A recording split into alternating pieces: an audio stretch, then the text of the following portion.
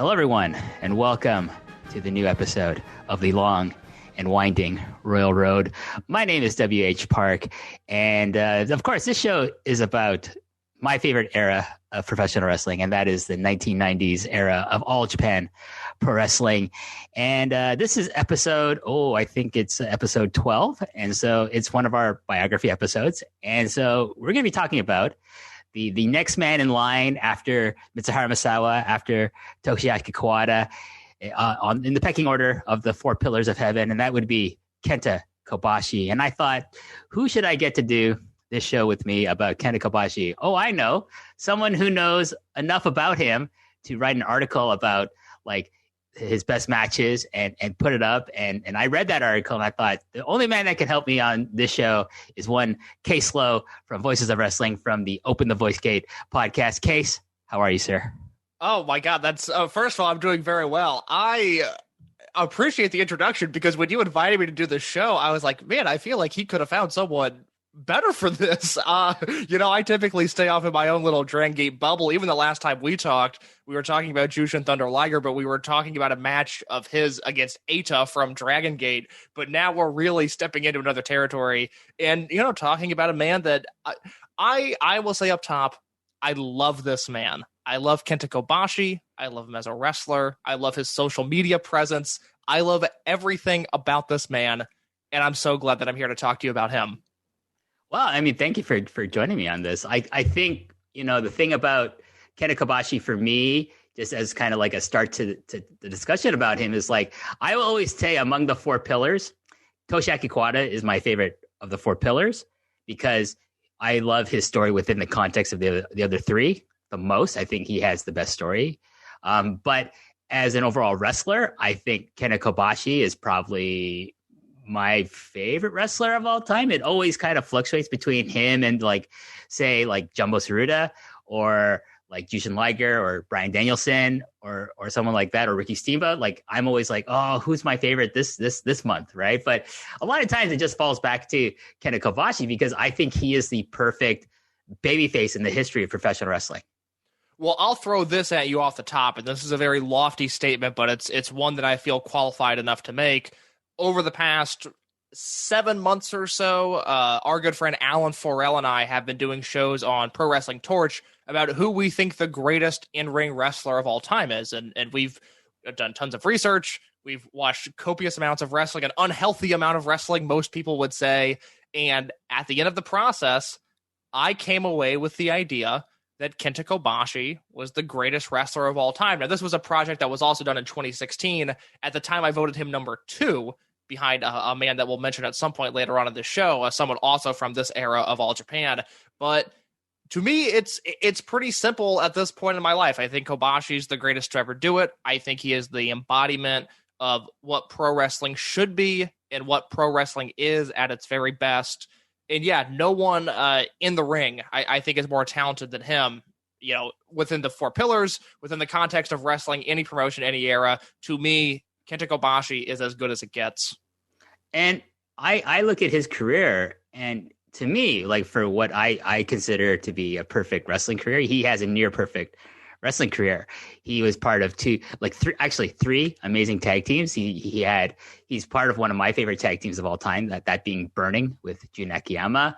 He's had like amazing title reigns. Like he was the ace of a company in Pro Wrestling Noah.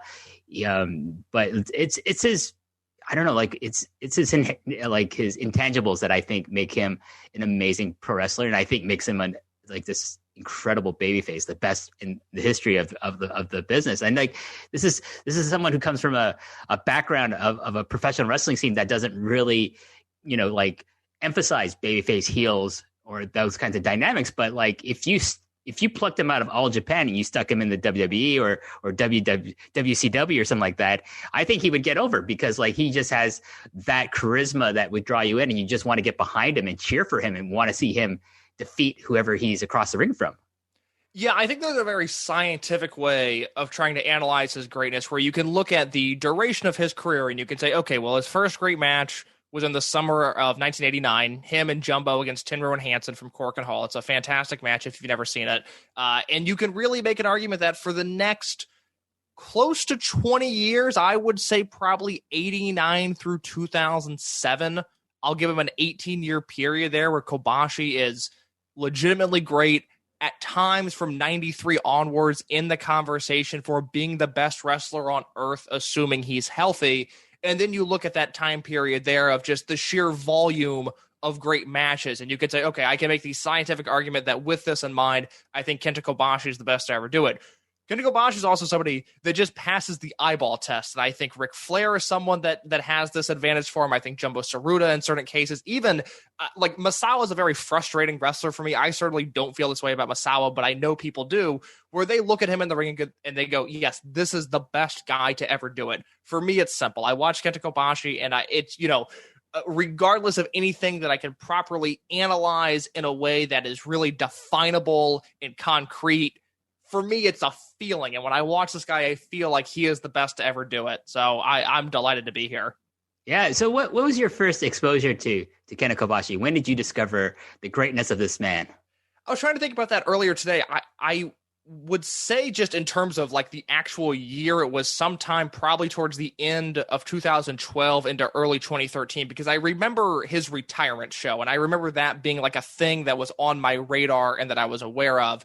This is all in the time period where I was getting really into Ring of Honor and the idea of indie wrestling. And if you dive into Ring of Honor's history at all, you're going to quickly come across Samoa Joe versus Kenta Kabashi. And I think that match is uploaded for free on Ring of Honor's YouTube channel now. At the time, they just had the entrances, which was the copious amounts of streamers that Kobashi got when his name was called.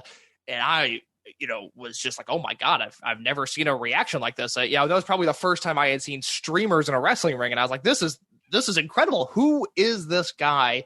And you quickly start to find out, okay, Dave Meltzer, who was certainly on my radar at the time, he has this list of 5-star matches. If you look at the list of 5-star matches, Kenta Kobashi's name comes up quite a bit. And then from there, it was just going one match after another, after another, after another, and it snowballed not only into a borderline obsession with Kobashi and with Noah or with All Japan, but Japanese wrestling as a whole. And Kobashi's really the catalyst for that, with the first match that I remember watching from him specifically being the Kobashi versus Masawa match from March 1st, 2003, which I'll make another lofty statement very early on in this podcast. I think that is the greatest pro wrestling match of all time.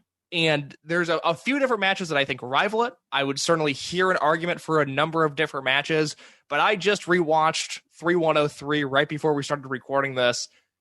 It's just it's unbelievable how good that match is and how good those two guys are.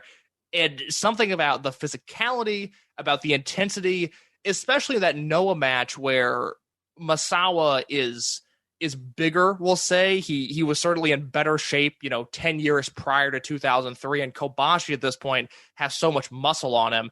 Seeing that level of physicality and intensity from heavyweights is something that, at least for me at the time, was a foreign concept almost, because in American wrestling, it would be like Kevin Nash or, in 2012, I think Ryback was big at the time. So looking at guys that have bodies and that have physiques and are that big, but are also killing each other, with, the Tiger suplex off the ramp, the burning hammer at the end, among other things, it all spoke to me in this incredibly impactful way. And that was really the start of my journey. And I guess for 8 or 9 years of my life now, Kenta Kobashi has been a reoccurring character.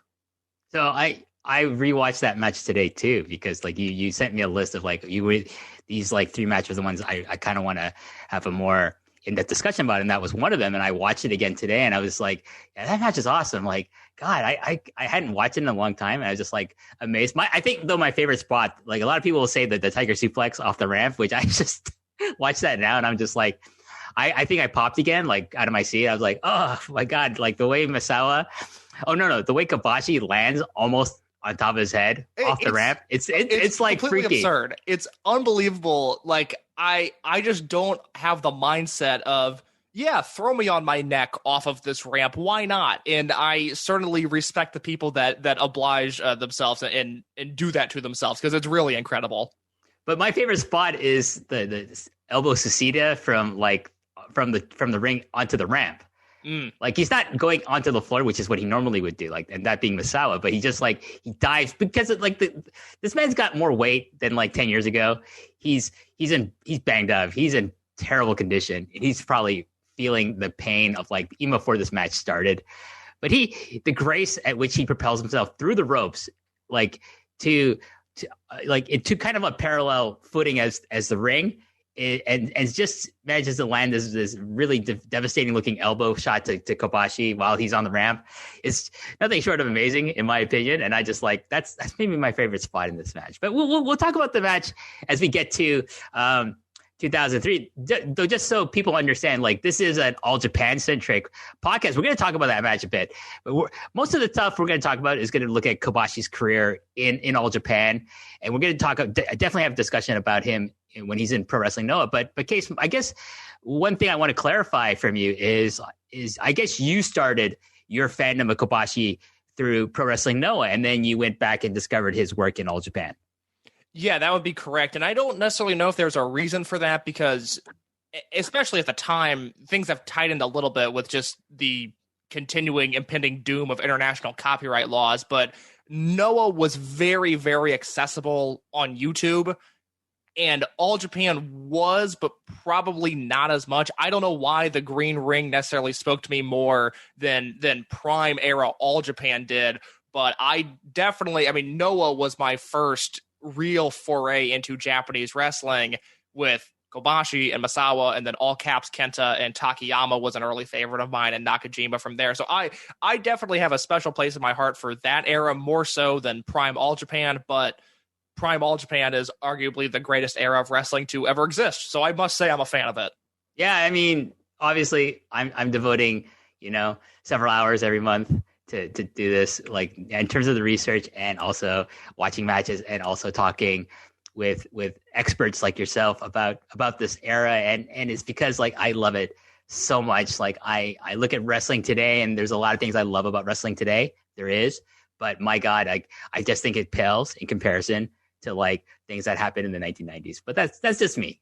Like that's just the way my mind thinks and how my fandom goes with wrestling. But let's get into Kenta Kobashi. Let's get some background on this man. He was born on March 27th, 1967 in Fukuchiyama in Kyoto. He was inspired to become a wrestler by seeing a Jumbo Tsuruta versus Mil Mascaras match at an All Japan live event. He was raised in a single parent house by his mother.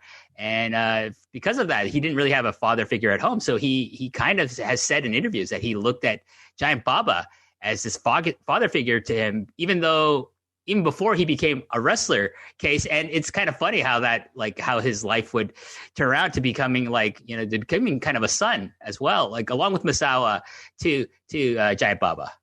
Well, one of the things that I love about that era of All Japan, I guess Prime All Japan we'll call it, it reminds me a lot of current day Dragon Gate, which is a little bit of an odd comparison, obviously stylistically, but like in Dragon Gate right now, there is a real familial environment there. That company seems like a family, and you obviously have your face and your heel dynamics, and there are guys on the roster that don't get along on screen and probably guys that don't get along off screen. But you feel like there is a real team effort to go out there and support this brand to the best of their ability. And I get that sense from 90s All Japan as well, where obviously you have your Misawa versus Kawada and Kobashi versus Misawa and all this and that. But at the end of the day, they are representing the All Japan umbrella, and I kind of think there's a magic to that, and that's something that I specifically latch onto. So the idea of Kobashi, even before he was a wrestler, looking at Giant Baba as a father figure is something that is quite entertaining to me, quite honestly. Yeah, I mean, you did get that sense because, especially in the 80s and 90s, you have this immense rivalry in terms of business between All Japan and New Japan Pro Wrestling, and it's of course like the basis of that rivalry comes from the rivalry between the two owners and founders of each respective company, and Giant Baba for All Japan and Antonio Inoki over at New Japan. They used to be partners in JWP, and then they split off from that company and they formed their own separate promotions, but they were always rivals. I don't think they really got along when Baba was alive. So it's you know, it creates this kind of camaraderie among people on each roster, especially I think more so maybe in All Japan, because you don't see too many of the exoduses that you have in All Japan that you know that occur in All Japan itself. Like New Japan had more exoduses, but like All Japan like kind of kept it tighter for as long as they could before obviously the big one with Misawa creating Pro Wrestling Noah, but that's after Baba died, so I don't really count that. No, that's exactly it. Baba was this special glue that held the company together, that got Doc Williams out of prison. He is just a magical man that had an insane amount of power. Whereas, like, recently, I've been reading a lot about Tatsumi Fujinami and his relationship with Inoki, and towards like 1988, there was a real idea that Fujinami was going to leave New Japan and go to All Japan. He talked openly about wanting to wrestle Jumbo Tsuruta and how much he appreciated the All Japan style.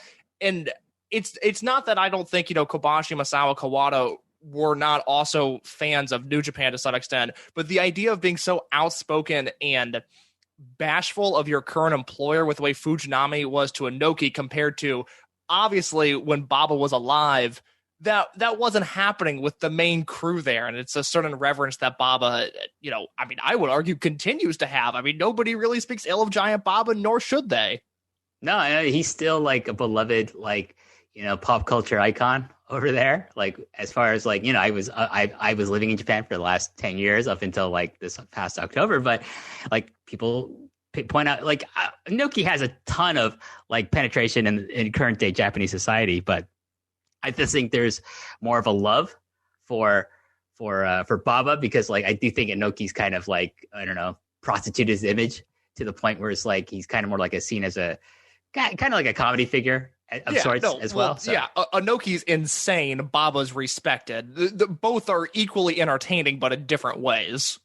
But getting back to Kobashi, he grew up in Fukuchiyama, and while in high school, he participated in judo and rugby clubs. He would develop an interest in bodybuilding after he graduated high school, an interest that would be kind of further developed by when he joined All Japan, and then coming to All Japan for tours were the Road Warriors, Hawk and Animal, and they found this young Kenta Kobashi and said, "Hey, we're gonna help train you doing bodybuilding while we're doing tours in Japan," and you know, like very much he took to it. Like, you know, I don't think you could probably find better, I suppose, mentors to help you develop, you know, like develop a really muscle bound body than either of the Road Warriors.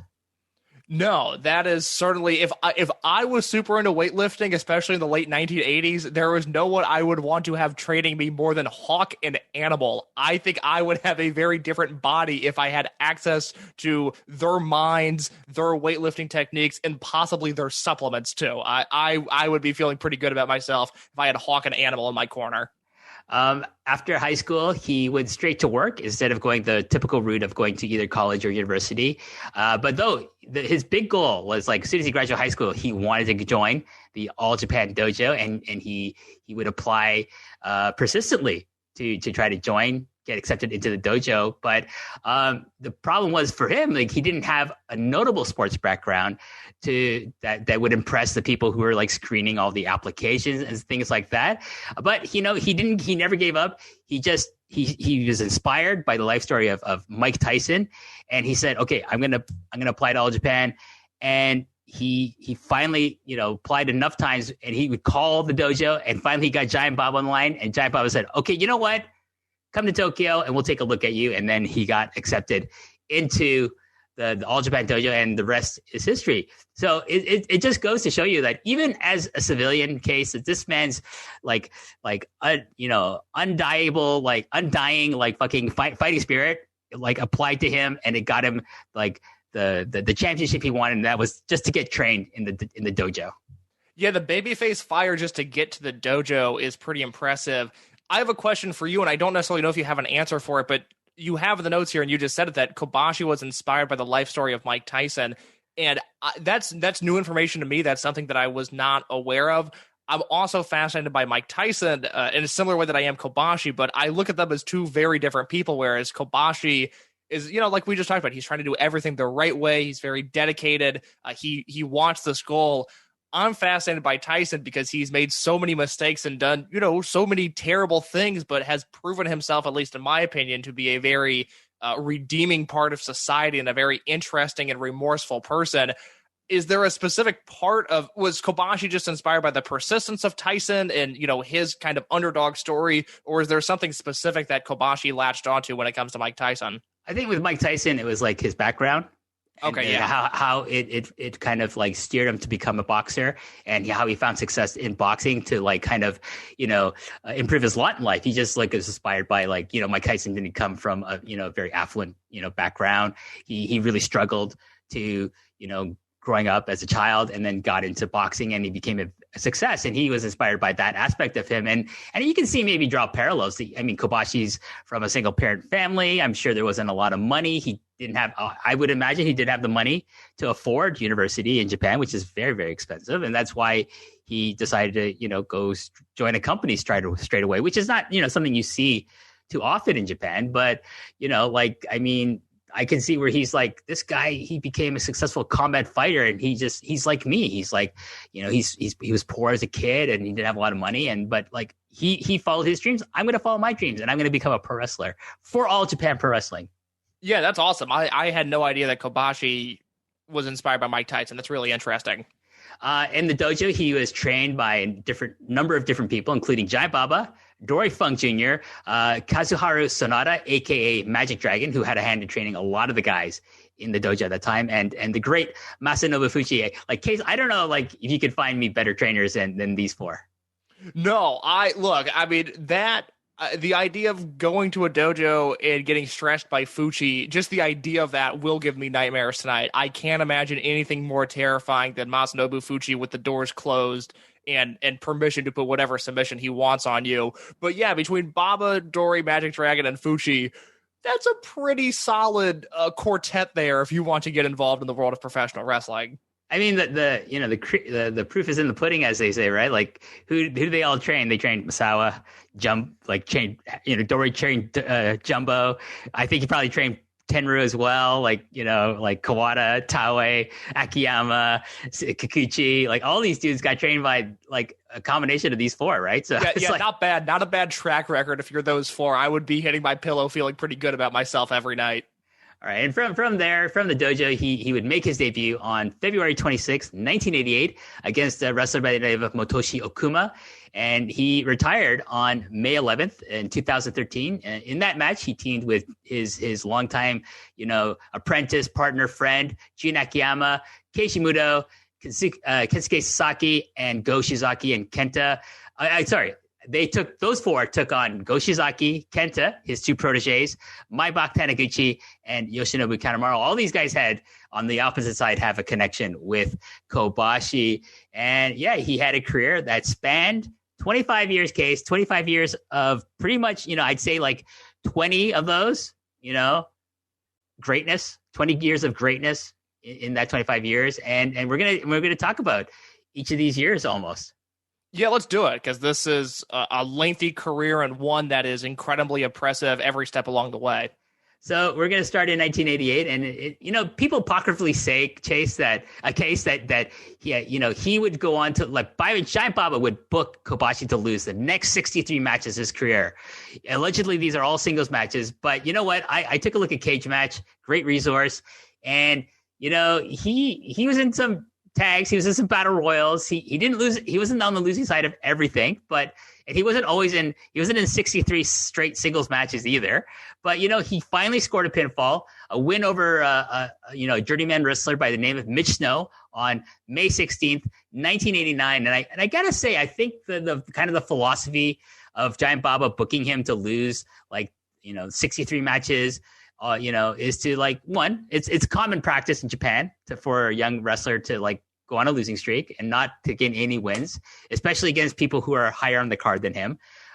It's to teach them, humility and be humble and appreciate the success they would find later on in their careers. But also, I think he saw something in Kobashi, like, my God, this kid has just like this charisma, this like baby face, underdog fire that I'm going to that's going to come out. It's going to show, even if he's losing in the match, it's going to come through. And that's what people are going to, that's what people are going to be drawn to. And that's what I'm going to develop in him. That's what I'm going to develop with him to the fans. The fans see him lose all these matches in a row.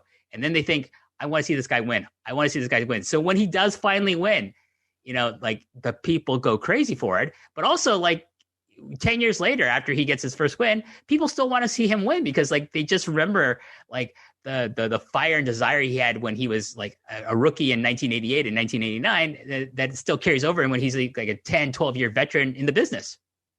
Yeah, it proves to be a fruitful process. Obviously, just the notion of it's Kenta Kobashi, things worked out, but he gets his first win, like you said, May 16th, 1989 against Mitch Snow, and I look forward to joining you on your Mitch Snow biography podcast as well. But 2 months later, he's in the main event of Korakuen Hall, that match I referenced earlier, him and Jumbo against Tenryu and Hansen. So you see all of that losing, obviously took up an incredible amount of time, but once he gets that win, he's on a roll. Now, he doesn't really start lighting the world on fire until arguably 1993, but it's clear within him actually having real matches with real opponents with real stakes that Kobashi is a guy that can hang and a guy that had a very bright future ahead of him.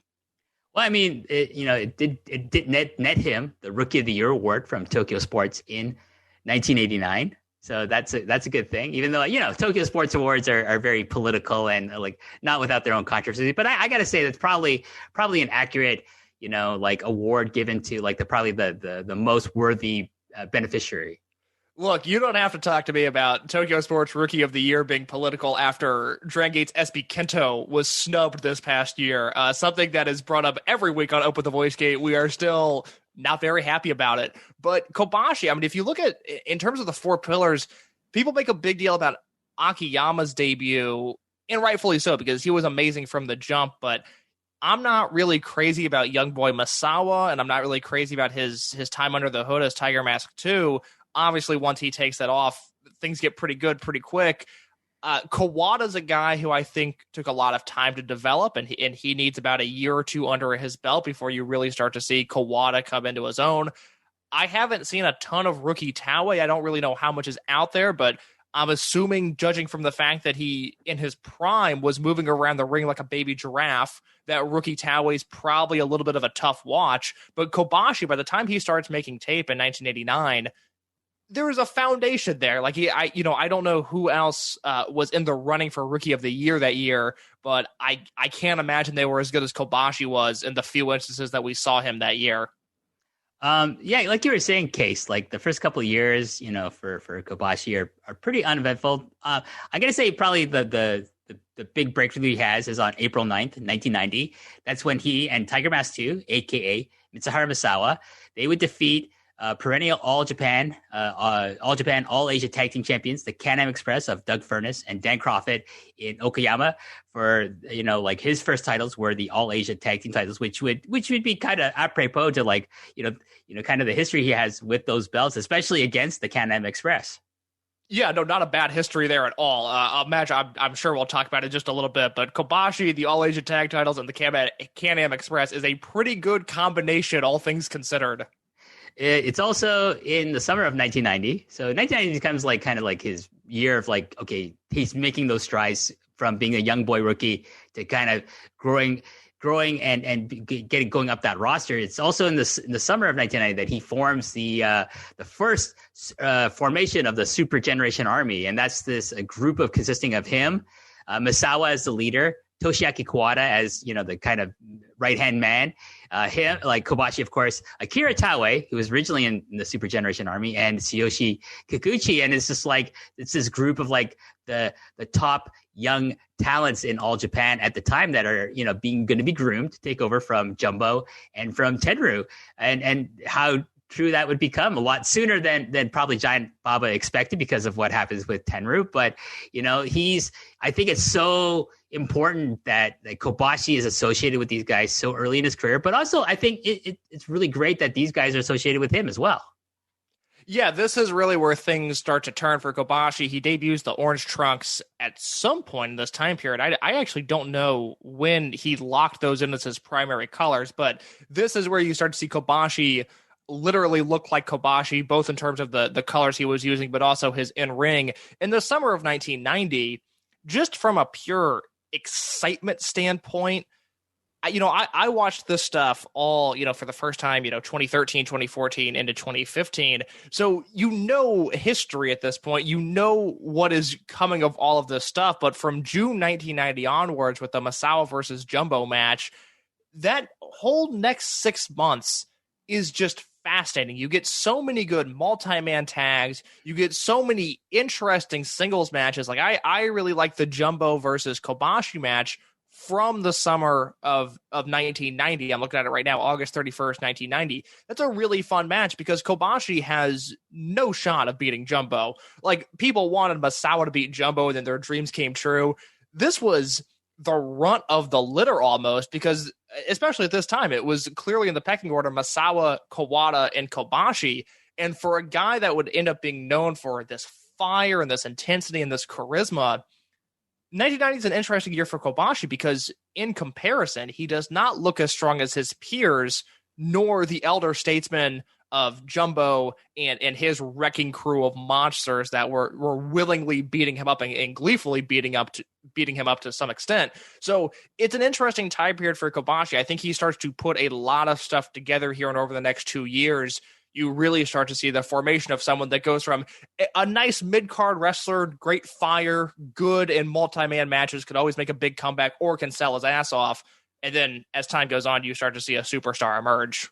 Yeah, and part of that is he starts consistently, picking up wins over lower card foreigners like Pete Roberts and Joel Deaton, and being on the winning side of tag matches, including winning his second All Asia Tag Team Championships, this time with Johnny Ace, who would kind of be tied with Kobashi later on.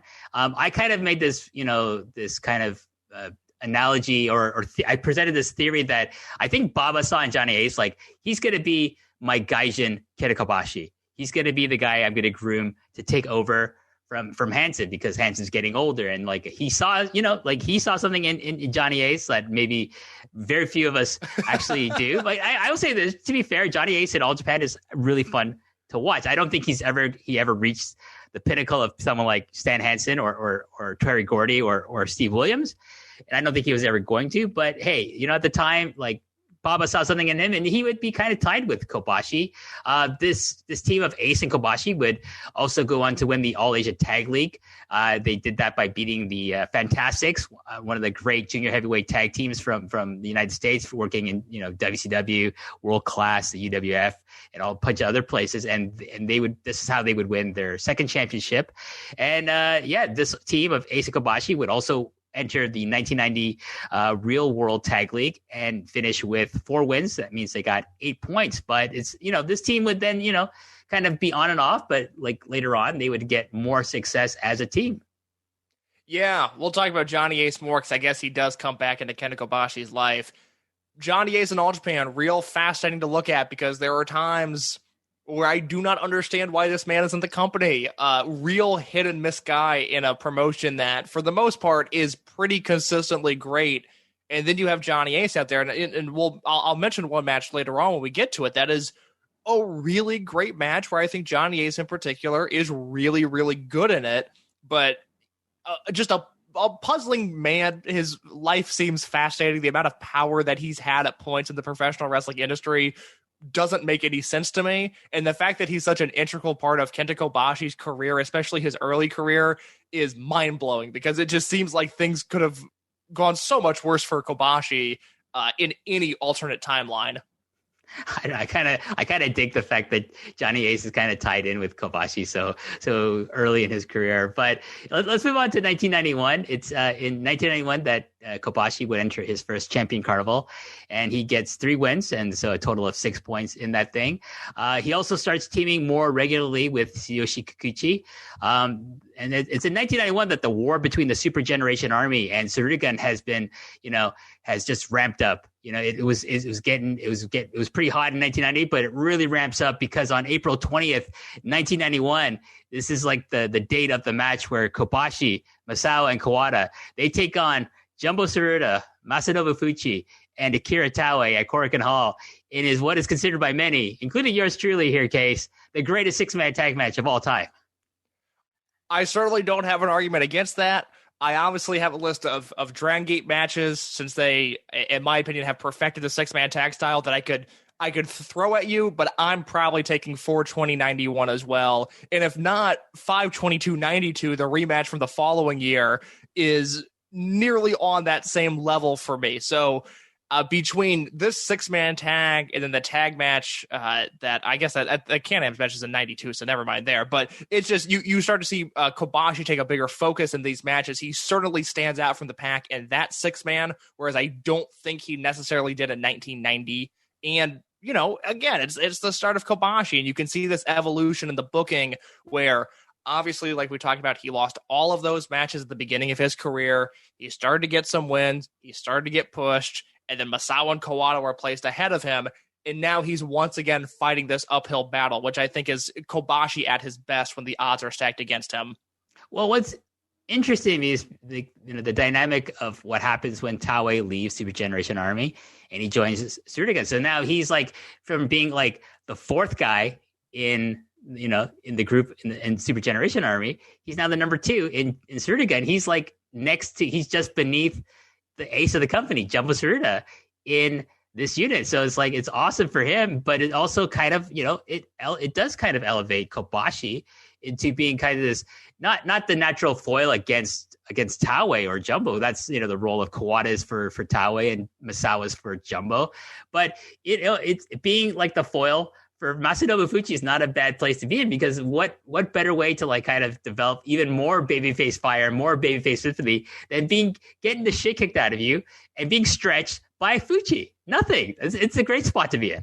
No, I think that is a huge reason that Kobashi's development goes the route that it does, is he doesn't have that natural Misawa versus Jumbo or Kawada versus Taue thing. It's really, to me, there's obviously the Fuchi stuff, which helps him out tremendously.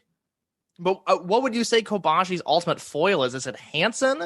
Is that the Misawa Jumbo comparison for Kobashi? Is it Kobashi versus Hansen? I would say, like, yeah, like he's the guy that that Kobashi has to overcome the most. For me, it's like it's not one of the native wrestlers. It's one of the foreign wrestlers. And I say Hansen is probably it because he's of the same generation as Jumbo. So that makes more sense. But if you talk about Kawada has Taue and their peers, then his peer of like who has to overcome, like, or someone who's just a little bit older than him and just a little bit more seasoned than him in the company is Steve Williams. Yeah, that's very true. I always feel like I do a bad job. I feel like I neglect Dr. Death and his overall success in All Japan whenever I talk about this topic. So I would certainly give the edge to him. You're right.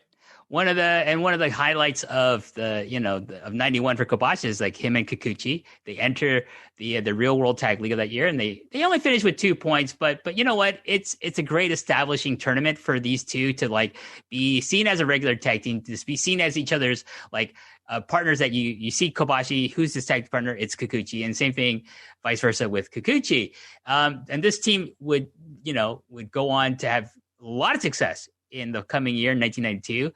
Let's quickly just talk about Kobashi first, though. In 92, he goes into the Champion Carnival. He gets 3 wins and he gets a 1 draw. It's a fairly uneventful tournament for him.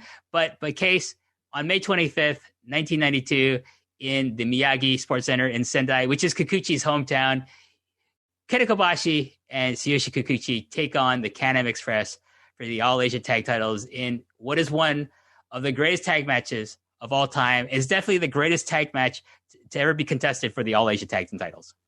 That you could definitely say for sure. This is far and away the absolute peak of the All Asia Tag titles. The Kobashi Kikuchi tag team, I don't want to call them underrated. I that's not the word I'm looking for. I do think the sheer amount of really good to great matches they have is a little understated at times, because, and rightfully so, the focus immediately goes to this Can-Am's match, which, like you said, one of the best tag team matches of all time. One of, if not the greatest crowd of all time in terms of heat and just emotion and people jumping up and down. It's an unbelievable display of participation from the crowd, and something that, as we are still fighting the war of COVID, especially in Japan, it's a bummer. It's almost a bummer to go back and watch a match like Kobashi and Kikuchi versus the Can-Ams just to see what could be, but that crowd was obviously never duplicated. So they have this match, and they have a number of matches throughout 1992 that I really like, because Kikuchi's just a scrappy little spark plug at this time, and it's like he's a different kind of underdog than Kobashi is. Kobashi's an underdog because he hasn't put it all together yet. Kikuchi's an underdog in the sense that he has all of the tools he's going to have, and he's fighting for his life to overcome those odds. And it's an interesting pairing that I thought worked really well, obviously against the Can-Ams, obviously against Jumbo, against Fuchi. There's in the same year, Kobashi and Kikuchi versus Fuchi in Ogawa match that I think is really fun. Some early Ogawa where he's the heel and Kobashi and Kikuchi are having to deal with his trickery. That's a really fun match as well. So this is a tag team that, I think it's lost in the shuffle compared to the Kobashi and Masawa team, or what Kobashi would do towards the end of the Baba era of All Japan. But there's a lot of depth to that Kobashi-Kikuchi tag team that I really enjoy. I really enjoy like the dynamic of Kikuchi and Kobashi against Furnace and LaFawn, Furnace, or Crawford, whatever name you want to use for him, because I think you could draw parallels. Furnace is the powerhouse, Kobashi is the powerhouse. Kikuchi and Crawford have like kind of similarities in the way their characters are presented, or their wrestling styles almost as well. But like I think like you could draw parallels between like the dynamic that Furnace and Crawford have together as a team, and that you were talking about with Kobashi and Kikuchi have as a team. And I just think it's just magic when, they have this match in Sendai. And like, you got to think like, well, the crowd in Sendai they aren't used to getting too many, big title matches, but two, they're not used to seeing someone from their hometown be in that title match. So like that really, really helps with like them being firmly behind the team of Kikuchi and Kobashi. Yeah. The pairing of those two teams together is so rarely found in wrestling. I mean, maybe Steen and Generico versus the Briscoes. Like, I think every one of their matches together is great. So I would put them maybe on the same caliber, but really the only other comps that I think are really entirely valid are, I guess, Midnight's Rock and Rolls. I don't want to neglect our Jim Cornette fans out there. Of course, 1980s tag teams also very good. But in terms of the magic that Kobashi and Kikuchi had with the Can-Ams, the next comparison is just what Kobashi and Masawa versus the Holy Demon Army were able to do. And it's incredible to think that Kobashi had two all-time great legendary tag team feuds when, quite frankly, most wrestlers have zero. No, it's part of what I call part of his perfect career. Is like, I think a perfect wrestler with a perfect career has, a significant tag team run with, one or two regular partners that complements their singles run and their singles greatness as well. And then Kobashi has that in excess to me. Like he has the team with Masawa, the team with Kikuchi, and later on the team with Akiyama. And, like I don't think he ever recreates that so much in Noah, because, unfortunately Tim and Honda is not on a level of those other three, and he never would be. Like if they made an open weight tag team with Kobashi and Kenta, like I think, and they gave them the tag titles, I think that would have been a really, really interesting and really fun, like team to watch in Noah at the time. But yeah, I mean, that's just, again, that's fantasy booking at this point. And we're not looking at what is, we're looking at what actually happened in the past. Just to end off with 1992, he goes into the Real World Tag League, not with Kikuchi, but he ends up teaming with Giant Baba. They don't do anything significant in there because it's Giant Baba. He's the owner, he's the promoter, he's the booker, but he's not necessarily booking himself to be like a world beater in this point in his career case. No, but this stuff is on tape, at least a few matches out there, because there's a Masawa and Kawada versus Baba and Kobashi match that, just looking at those names on paper, you think, oh, this is going to be something. I don't know what this is going to be. And it turned out to be a pretty fun match with two teams. I think I get the idea, and maybe this will be a dumb thing to say, but I'll say it anyways.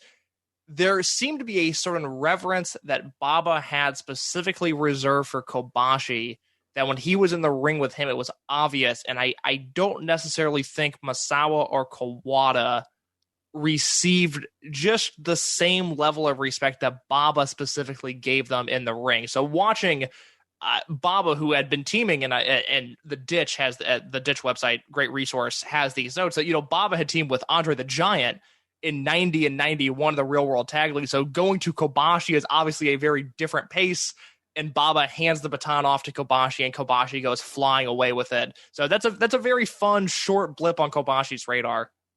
I think with Baba and Kobashi, like I tend to think, Kobashi is like Baba sees something in him, like maybe a little bit of himself, maybe in him. I think that's why he pushes like Taue. Like for one thing, Taue, in my opinion, is awesome.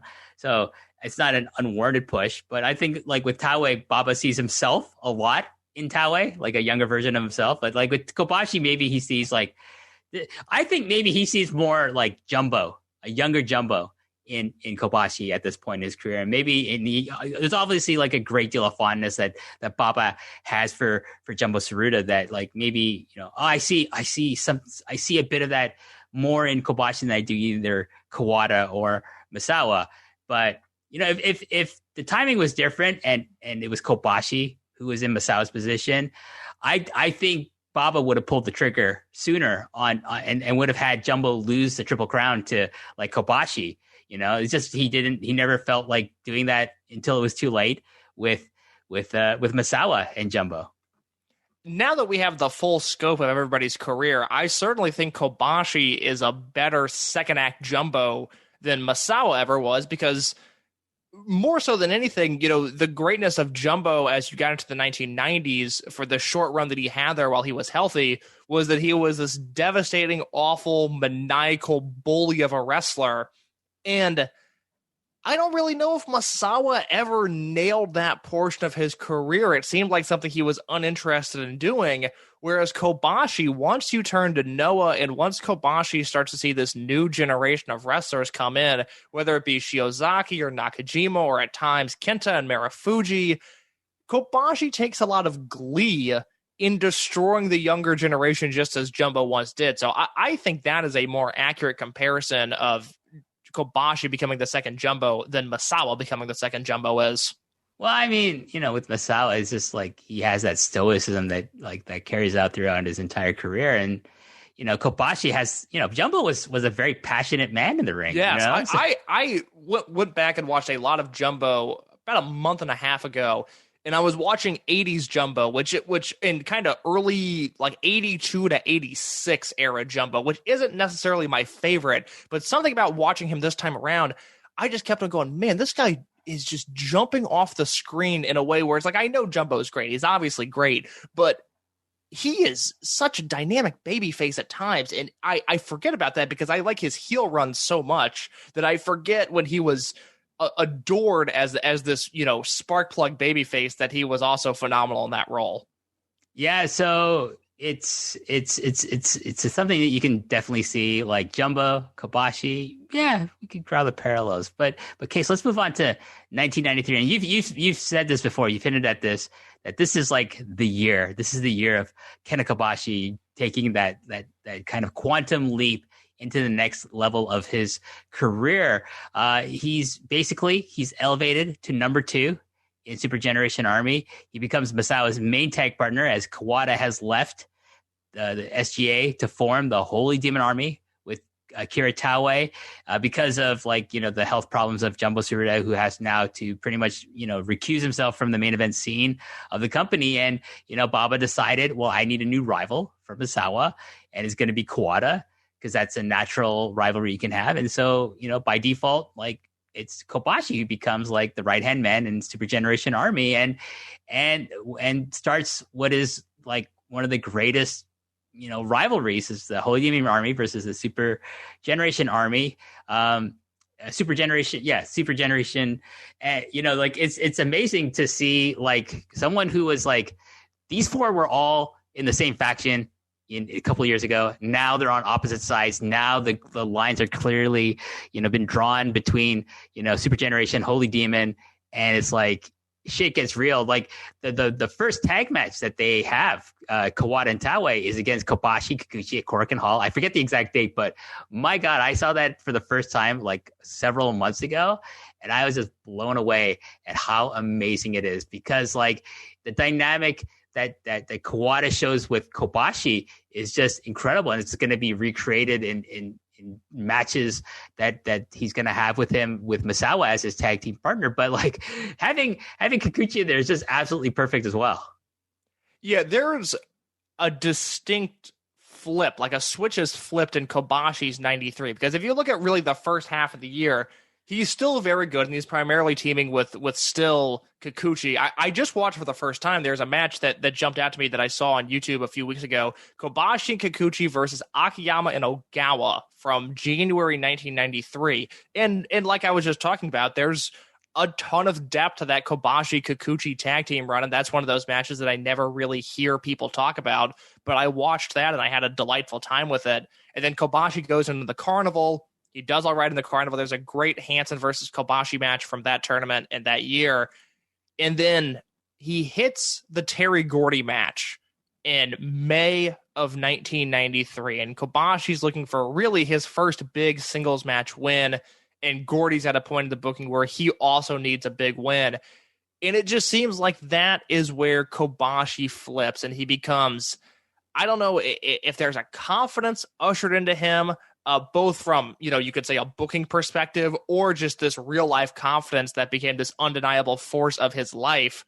But from that point on, Kobashi is a world beater. He's unbelievable. And his 1993, I don't think it's his best in-ring year ever, but I certainly have a hard time coming up, on, filling all five fingers with years that are better than this in his entire career. Because once he has that Gordy match, it's just a nonstop run of the Stan Hansen match, the Steve Williams match. There's a really good Akiyama match at the end of the year, and then the Real World Tag League 93 finals, which might be my favorite individual Kenta Kobashi performance ever. So the Terry Gordy match you're talking about is from May 21st, and that happens in the city of Sapporo in Hokkaido, the northern part of Japan. This is a really interesting card case, because not only does he gets this win over Terry Gordy, but it's actually kind of a card that sees the Japanese Four Pillars kind of defeat the Gaijin Four Pillars of All Japan, all in singles matches. So also on this card, Misawa defeats Stan Hansen in a Triple Crown title defense. Kawada defeats Steve Williams, and Taue defeats Danny Spivey in his match with him. And it's just like, wow, okay. Like there is something to be said about 1993 being a pivotal year for everyone of the in the Four Pillars, because they get to beat all these guys who are pushed like super strong as the foreign heels who come into All Japan on a regular basis and are really, really established as being kind of really, tough to beat. Yeah, that's a very fun card to look at. I don't know. I guess I probably have seen that Kawada versus Steve Williams match, but it doesn't really jump off as something that I remember. I know I said this on a podcast recently, and I had someone from Voices of Wrestling who I like very much. He came into my DMs and he was like, "How dare you say that Misawa and Hansen never had good matches with one another?" Because I just recently stated that I love Hansen. Like I said earlier, Misawa is very frustrating, but I obviously love Misawa. I do not like any of their singles matches with one another. So for me, the winner on this card is Gordy versus Kobashi, because that is a very special match, and really the first of, I think, the undeniably great Kenta Kobashi singles matches. Well, I'm not sure who came into your DMs, but respectively, I will say that, Misawa's chemistry with Hansen is not as good as Kobashi's chemistry with Hansen, nor is it as good as Kawada's. Kawada has way better matches with Hansen than Misawa ever did. I completely agree. There's something about those two guys. I don't like seeing them wrestle. Even in tags, I don't think they light the world on fire, but every Misawa versus Hansen singles match I find to be incredibly underwhelming. I just think it's, as great as Misawa was, and I never deny how great he is, and he's one of my favorites of all time, but his stoicism really kind of detracts from some of some of the bigger matches he would have in his career with like some of the bigger stars. But, with Kobashi, like his matches with pretty much everyone are awesome because like he has the passion that just comes through in all his matches. And Kawada is not necessarily, brimming with passion in his matches, but there is a certain understated like struggle with Kawada that comes through, especially when he's wrestling someone like Hansen, that just makes you like get behind Kawada is in a similar but yet different way than with Kobashi. Yeah, very much so. And this is the year that Kobashi and Misawa would take on Taue and Kawada in the first of many classic clashes over the All Japan World Tag Team titles. Kobashi has an all-time great match with Stan Hansen from July 20th that actually case I discussed last month on this very show with Rich Fan from the Pro Wrestling Torch. Go check out that episode. Watch that match. Go check out that episode. But this is one of the matches you want to talk about. Like, do you want to elaborate further on what you think is so great about this particular match? Yeah, I don't know if I have a ton to add because Rich did a great job of going into this match and what's so great about it. To me, like I talked about the Greatest Wrestler Ever project that I did at the start of this podcast. And in 2016, when I did it, Stan Hansen was my number 1 and Kobashi was my number 2. This time around, Kobashi was my number 1. Hansen was my number 3. Junichiro Tinder actually still into that 2 spot. But what you have with this July 29th, 1993 match is you have 2 of the greatest wrestlers of all time having what I think, like I said earlier, is kind of the perfect foil match. Kobashi is fighting for every single thing in this match. Nothing is given to him. He has to earn everything. And there's this great, fighting spirit, burning fight type deal that Kobashi has. And in a way, Stan Hansen comes at him with almost like a nihilistic energy of like, look, I'm just going to beat you up and you have to deal with it. And this is the reality that we're living in. And Kobashi refuses to accept that reality. And what you get is just a perfect wrestling match, in my opinion. It is one of the undeniable best matches in the career of Kenta Kobashi.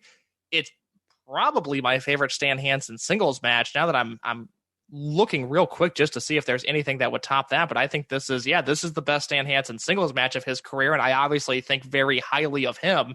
So for me, if you've never seen this match, pause the podcast, go watch the match, and then come back and join us because we have even more great Kenta Kobashi match recommendations. Including he would take on Steve Williams in another great match that I actually talked about with Davey Portman on episode 5 of this podcast series. That's kind of like the not the birth, but maybe the most vicious example of the backdrop driver of someone landing on their head in All Japan. That being, Kenta Kobashi landing on his head because of Dr. Death suplexing him onto it.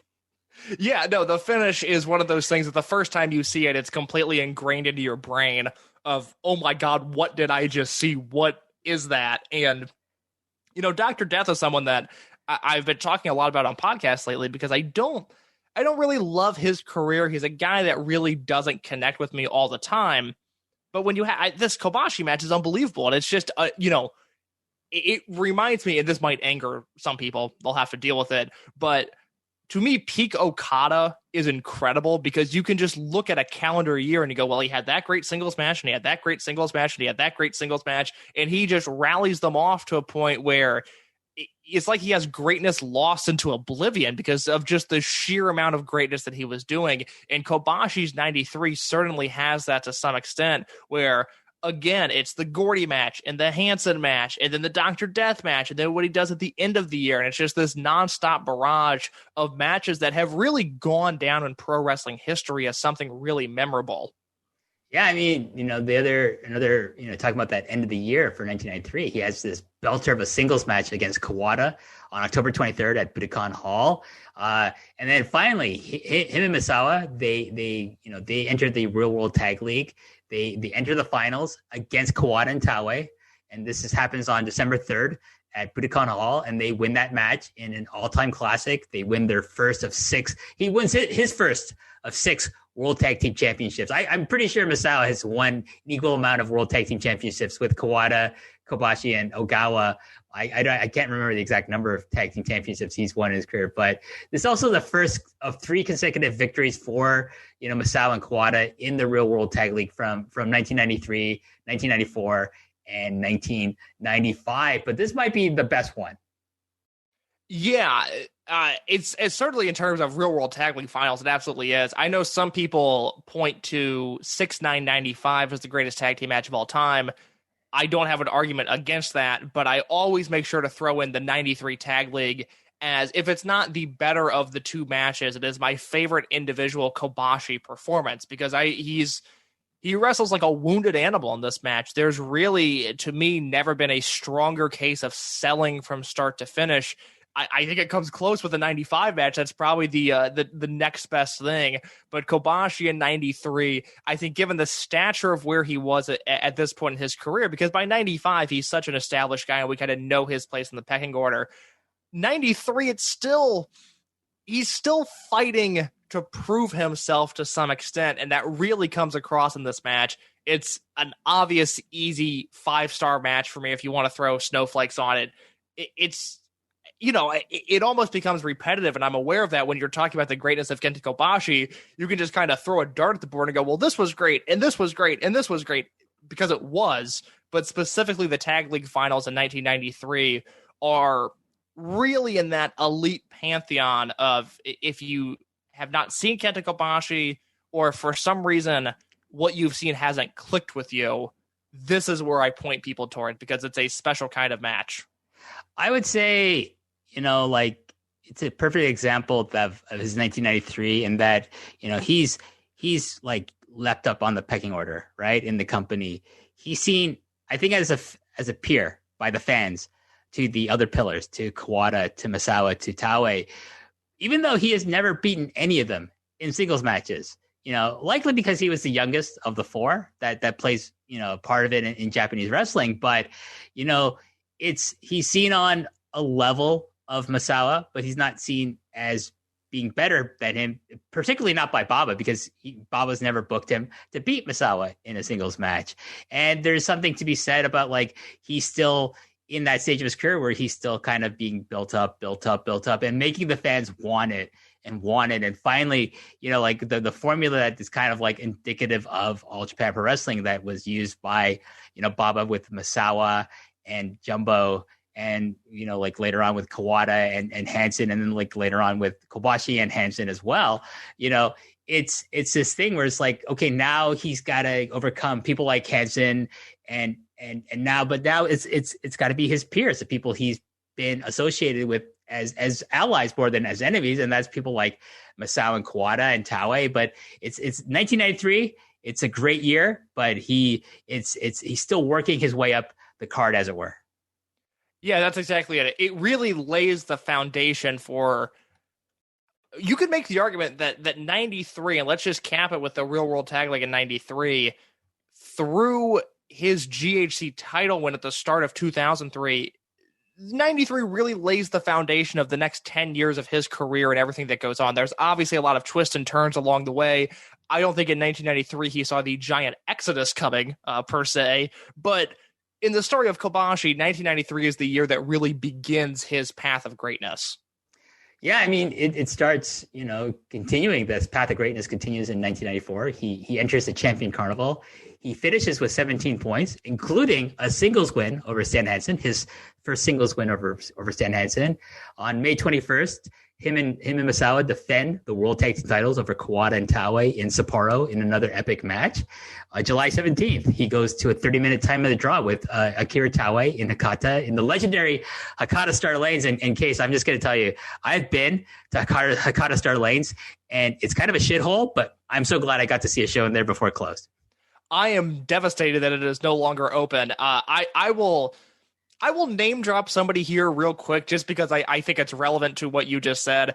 I was once talking to Matt Seidel, and he mentioned that the first time he went over for Dragon Gate, he wrestled a show in Hakata Star Lanes, and he says that is the hottest and best crowd he's ever been in. That building has a special kind of magic that, even Korakuen Hall, he's wrestled in the Tokyo Dome, he's wrestled in Sumo Hall. Matt Seidel's wrestled in a number of very famous buildings throughout his career. Hakata Star Lanes for him is the number one building to wrestle in. It's a kind of an interesting building. Like, it's similar to Korakuen Hall in the sense, like, Korakuen Hall is part of like a larger complex with like other things in it. It's the main thing in it, But like the main thing in Hakata Star Lanes is the bowling alley, I think, and then some of the restaurants. And like Hakata Star Lanes is just like, oh, this place that's holds like wrestling and maybe some concerts as well. I'm glad I went there, but I was just like, wow, this is Hakata Star Lanes, huh? And mind you, I'm seeing a show, an All Japan show there in 2017, not necessarily like, you know, the height of like the Dragon Gate, like I like on a Dragon Gate tour, I'm sure, which was a lot hotter for wrestling for that company and Hakata Star Lanes than like, you know, recent All Japan was. But it was still a fun show. I'm just saying, I'm glad I got to go there. Like, yeah, no, I'm fascinated by the idea of 1994 All Japan running there. I can't imagine what those crowds were like. That seems like a really fun building to see this era of All Japan in. I did not realize that was a stop on the tour for them. Oh, I think Star Lanes was a top for probably New Japan back in 94. Like, I don't know if like, because it's in Fukuoka. So Fukuoka has like the big professional gymnasium that all New Japan runs like these days. But, you know, like a lot of your maybe smaller B shows would go there, including for like New Japan and All Japan as well. July 22nd, 1994, Kobashi, Misawa defend their tag team titles against Johnny Ace and Steve Williams. So like we're now starting to see Kobashi and Ace be kind of like regularly on opposite sides, but that wouldn't last for very long. September 3rd, 1994, he challenges for the Triple Crown for the first time, but he loses to champion Steve Williams in Budokan Hall. And finally, to end off 1994, Real World Tag League, Misawa and Kobashi win the 94 tourney, this time beating Steve Williams and Johnny Ace and winning the tag team titles again in the process. Just so people know, like when the Real World Tag League starts up, whoever the champion is they vacate the titles, and it's you know, it's the part of the prize of winning the Real World Tag League every year. This at some point they stopped doing this, which I'm kind of glad of. I don't like seeing like people vacate titles even for like a tournament. So, but this is like a process that Baba liked to do every year for the Real World Tag League. I'm just glad he never did that with the Triple Crown and the Champion Carnival. Oh God, that I don't even like to think about that. That would have been just atrocious for the lineage of the Triple Crown. The big thing from this little time period here is the September 3rd, 1994 match with Steve Williams. I have it as a 5-star match. It is just unbelievably violent, and I will use the term disturbing at times. I think it is that damning of a match. Some of the head drops Kobashi takes here are just insane. It's mind blowing, but he survives it, you know, and is better off for it in the end. And that's just, you know, 1994 is a weird year for All Japan. There's not a ton of stuff from this entire year that I really love.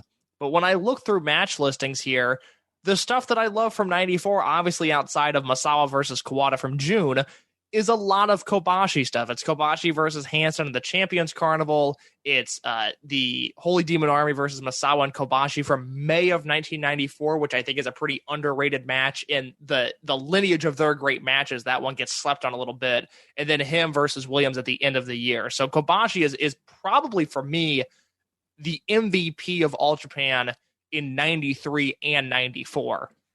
Well, that being said, like let's move on to 1995. On January 19th, there is a Triple Crown title match. Toshiaki Kawada defends against Kobashi, and they go to a 60-minute draw at the Osaka Prefectural Gymnasium. And what's interesting about, you know, this match is that it happens just 2 days after the devastating earthquake in Kobe, which is like about an hour away by train from Osaka. So like, I can't even imagine having to go to that region after that earthquake in 95. Cause like that, I remember hearing about it in the news back in 95 when I'm still in high school. And I'm just like, holy shit. And, you know, it was a massive thing that devastated the city of Kobe, but like Kobe and Osaka are not that far from each other. The fact that these guys went to the city to have a show and that these guys, I don't know, like they had this, I'm sure what was an epic match. I haven't seen it in a long time. So, but it's just, I just think that context is really important though. I did not know that about this match. And I will also say, despite the fact that I'm on here talking about the history of Kenta Kobashi, and I feel very qualified to do so, and I'm naturally a huge fan of Toshiaki Kawada as well, I have never seen this match before. And that is something that I am looking to change very soon because it's out there. I've definitely had the option of watching it, but it's It's a tough task at times to sit down and dedicate yourself to watch a match that you know is going an hour long. And despite my love for both of these guys, I have never seen this match. Well, maybe this podcast, recording this with me, will inspire you to devote some time in the coming week to watch it and just devote. Listen, it's going to be better than a 30-minute match from New Japan these days. You know what I'm saying? Look, you don't have to sell me on that. I was out on New Japan before it was cool, and people got mad at me when I wrote the Voices of Wrestling ebook that, hey, maybe this good era of New Japan is over. And obviously the pandemic expedited those factors. I wasn't necessarily factoring in COVID-19 when I wrote this, but I was right, and people were mad at me, and I will gladly take this victory lap on this podcast and every other podcast that I'm on. Just say on your left a lot, Case. It's no problem. I will let you have your victory lap here. Speaking of 60-minute draws, there's another one, this time in a tag team match as Misawa and Kobashi defend their tag team titles against Kawada and Taue in Yamagata. That's on January 24th. Here's an interesting point that I learned from the Four Pillars Twitter account run by Hisami, who's the primary English translator for Pro Wrestling Noah unofficially, but I think the best resource out there if you're a fan of that company. Sometime in 1995, in an untaped match, Stan Hansen beats Kobashi. He beats his arm so bad with his bull rope that Casey eventually breaks Kobashi's arm to the point where bones are poking out. I really wish we had footage of this. I don't care if it would have been a grainy handheld from the second deck. I'm really bummed that we don't have really any video footage of this existing because it sounds disgusting. It sounds awful, but it sounds like something I would like to see.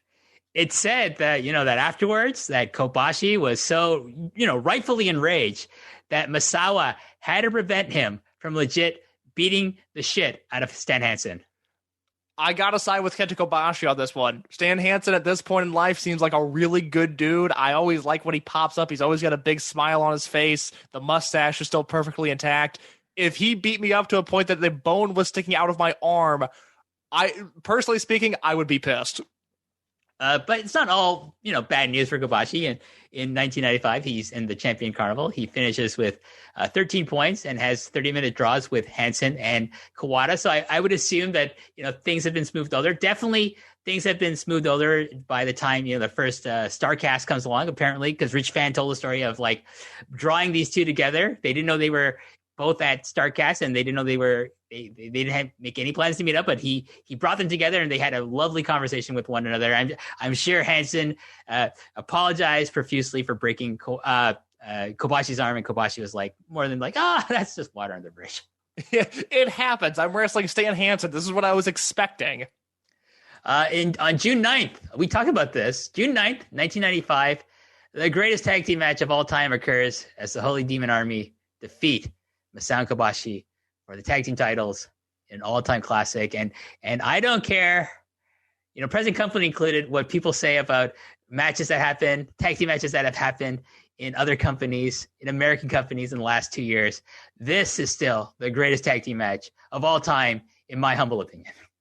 Well, yes, certainly it's better than any tag team match that has ever happened on soil in North America. Now, the Young Bucks might be better than Holy Demon Army. That's a conversation for another podcast. Certainly, there perhaps is an article on voicesofwrestling.com that I wrote about that.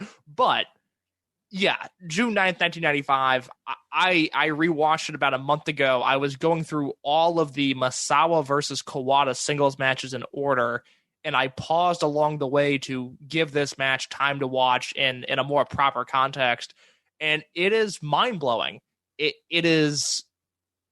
It's hard to divorce the work in this match from the aura and the appreciation that this match rightfully has. And I was really trying to do that watching it this last time around, because it's obviously a match that I've seen a few times now, but just trying to take in the work divorced from any prestige that this match has is a really tricky thing to do, because you watch it with the idea in mind that this is arguably the greatest wrestling match of all time. But when you watch the work and you try to separate it with just the raw action of what's happening in the ring, at the end, when the bell finally rings, you're left with the same feeling that, wow, this is as good as it gets. And Kobashi is maybe not the MVP of this match. I wish you could. Realistically, there's 4 MVPs because these guys just all go out there and they kill it in a way that is perhaps never been duplicated since. But it is a very special Kobashi match and a real high point in not only peak All Japan, not only in Kenta Kobashi's career, but just in the history of pro wrestling. It is really hard to beat June 9th, 1995. Just as a spoiler case for people who listen to this particular podcast, that this time next year I'm gonna review this match with John Pollock. I've already booked him. I told him on the last time we had a phone call, I said, John, are you free next year? Are you free June of 2022? And he's like, why? What do you want to do? And I said, I want you to watch this match. I'm sure he's watched it before. I want you to watch it again. I want you to come on a podcast and talk about me. So those of you who want to hear about the greatness of this match, I'm going to have the John Pollock on that show with me. We're going to analyze that match from start to finish. So that's something you can look forward to next year. That sounds like a real hot podcast. I'm looking forward to giving that a listen. But you know what? Like the thing about this match case is like, and I've seen like Joseph Monticelli, who does a great podcast called Walking the King's Road. He analyzed this match, and one thing I took away from watching that, but also my own viewings of this match and the stuff that came before it, is like for people who love like what callbacks, Easter eggs, whatever the fuck you want to call them, this match has tons of that. There's so many that you need 3 baskets to hold all the Easter eggs in that this match has, of like all the things that are related to things the encounters that these 4 had before, but also in singles encounters they had in the year before, in earlier in the year against each other that are brought back into play in this particular match, especially with the damage being done to Kobashi's leg. Oh yeah, it's a match that on the surface, if you don't know who any of these guys are, but you understand just the basics of pro wrestling, you'll be able to understand that this is an elite tier, god level performance from all 4 guys. Once you have any sort of context, it immediately takes this match up a level. And every single time, like I said, I was watching all of the Misawa versus Kawada matches. It made the pit stop here along the way. And it opened up new things in my mind of Misawa versus Kawada things that they did in this match that had played off of their singles matches in 92 and 93 and 94. So, yeah, look, I certainly am not going to argue with anybody that says this is the best match of all time, period. Not being a qualifier for a match that happened in Japan or a tag team match or whatever. For a lot of people, rightfully so, this is the best match of all time.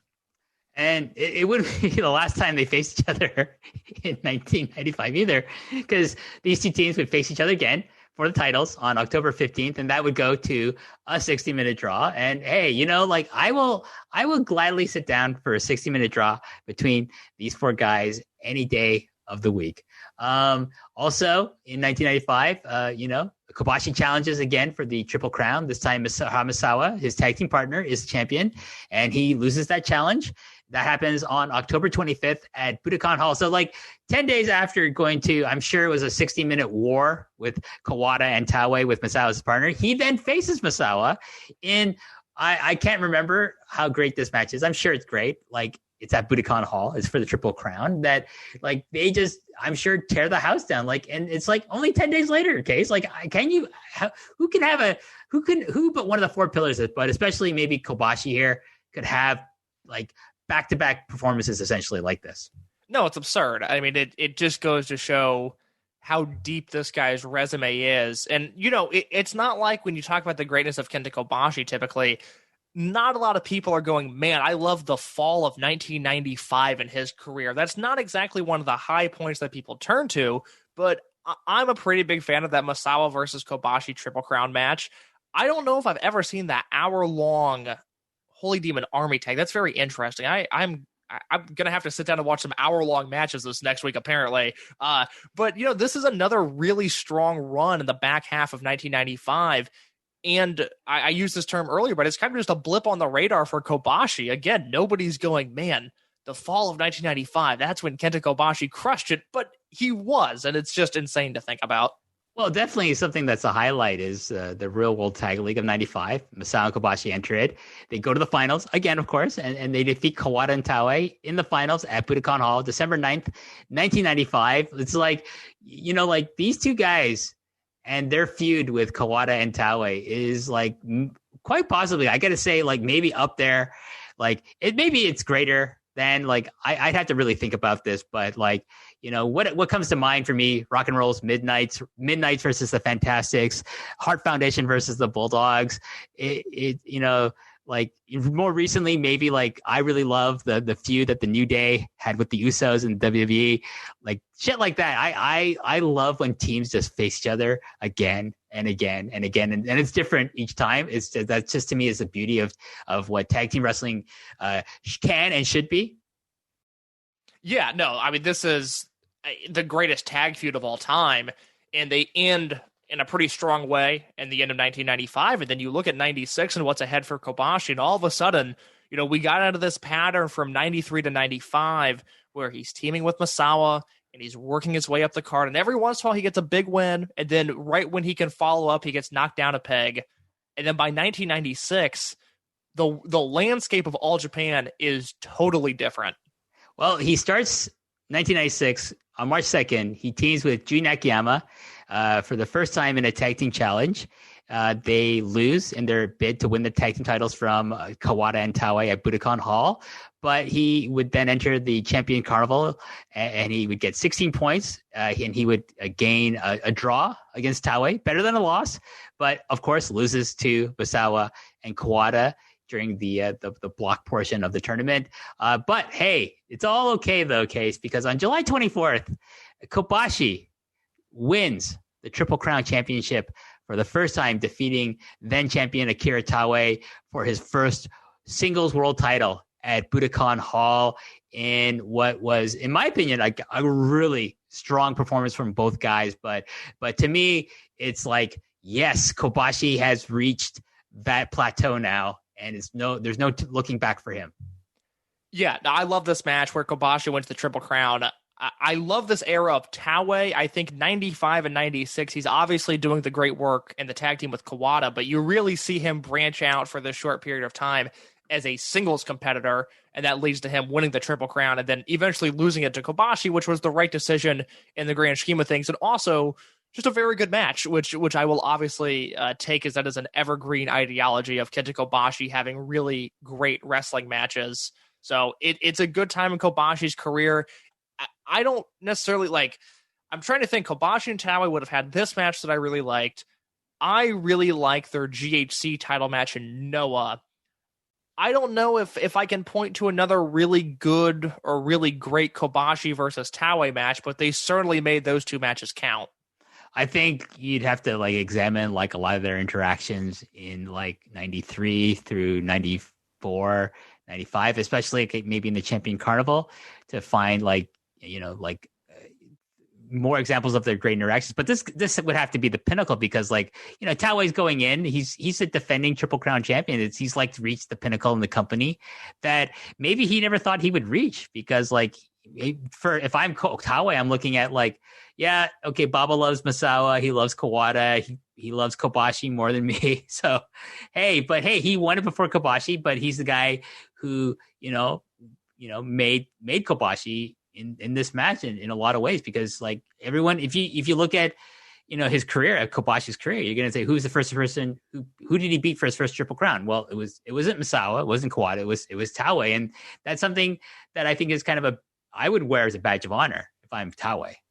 Yeah, no, that certainly seems like a trivia question that a lot of people would get wrong of who was the first person that Kobashi beat for the Triple Crown, because I forgot that it was Taue. I forget in history that Taue was a Triple Crown champion because, fairly or not, he's often, categorized as this other wrestler involved with the Pillars, which I don't think is fair because I'm a huge Taue fan and I think what he did was incredible. And it obviously built up to this, which is arguably his peak as a singles wrestler. Like I said, this 95 into 96, I think starting with the Champion Carnival in 95 against Misawa and then losing the belt to Kobashi a year later. That is his best run divorced from Kawada specifically. Can I just say something as an aside here, Case? Like, Please. There was some like Twitter thing and like about who is the greatest wrestler who participated the least in, like, who's the wrestler who participated in the greatest matches but contributed the least to it. And the times that Kira Taue's name came up just made me shake my head. I was like, are you fucking kidding me? Hey man, he's equally as part of the greatness of those fucking matches he's in with the Holy Demon Army against Masawa Kawada and whoever else. He's an equal part of that as much as Masawa is, as much as Kawada or Kobashi is. And I'm like, you people are like forgetting about like, like modern day American wrestling, and particularly WWE. Like, there's a lot of people in these companies that have like what people consider 5-star matches, and I'm like, that guy didn't contribute as much as the other person. He contributed the least, a lot fucking less than fucking Akira Taue does in the great matches that he has in the 90s. I think those matches are not made because of Akira Taue, but they would be drastically different and arguably worse off for it if they did not have Akira Taue involved. He is the dynamic element, the intangible of those matches is often what Taue is doing. Let's move on. I don't want to get on a rant about that. I could get really angry about that. But anyways, September 5th, 1996, Kobashi defends the Triple Crown against Stan Hansen. Budokan Hall successfully defends it, continuing his winning streak now against Hansen. The roles have reversed. October 12th, 1996, teams with Del Wilkes, the Patriot, in a losing effort for the tag titles against the champions of Johnny Ace and Steve Williams. So this is kind of like planting the seeds for the incredible unit of global, energetic, and tough that would follow in the coming years. Yeah, no, this is another odd portion in Kobashi's career. It feels like another transitional element where, at this point, he's got some stature, he's Triple Crown champion, and it still doesn't really feel like he's landed the plane in terms of knowing who he is, knowing what he's capable of. I don't want to look ahead too far, but I think by the start of 1997, we snap the figures and go, oh yes, that is Kenta Kobashi. There's a Triple Crown defense against Kawada that goes to a time limit draw on October 18th at Budokan Hall.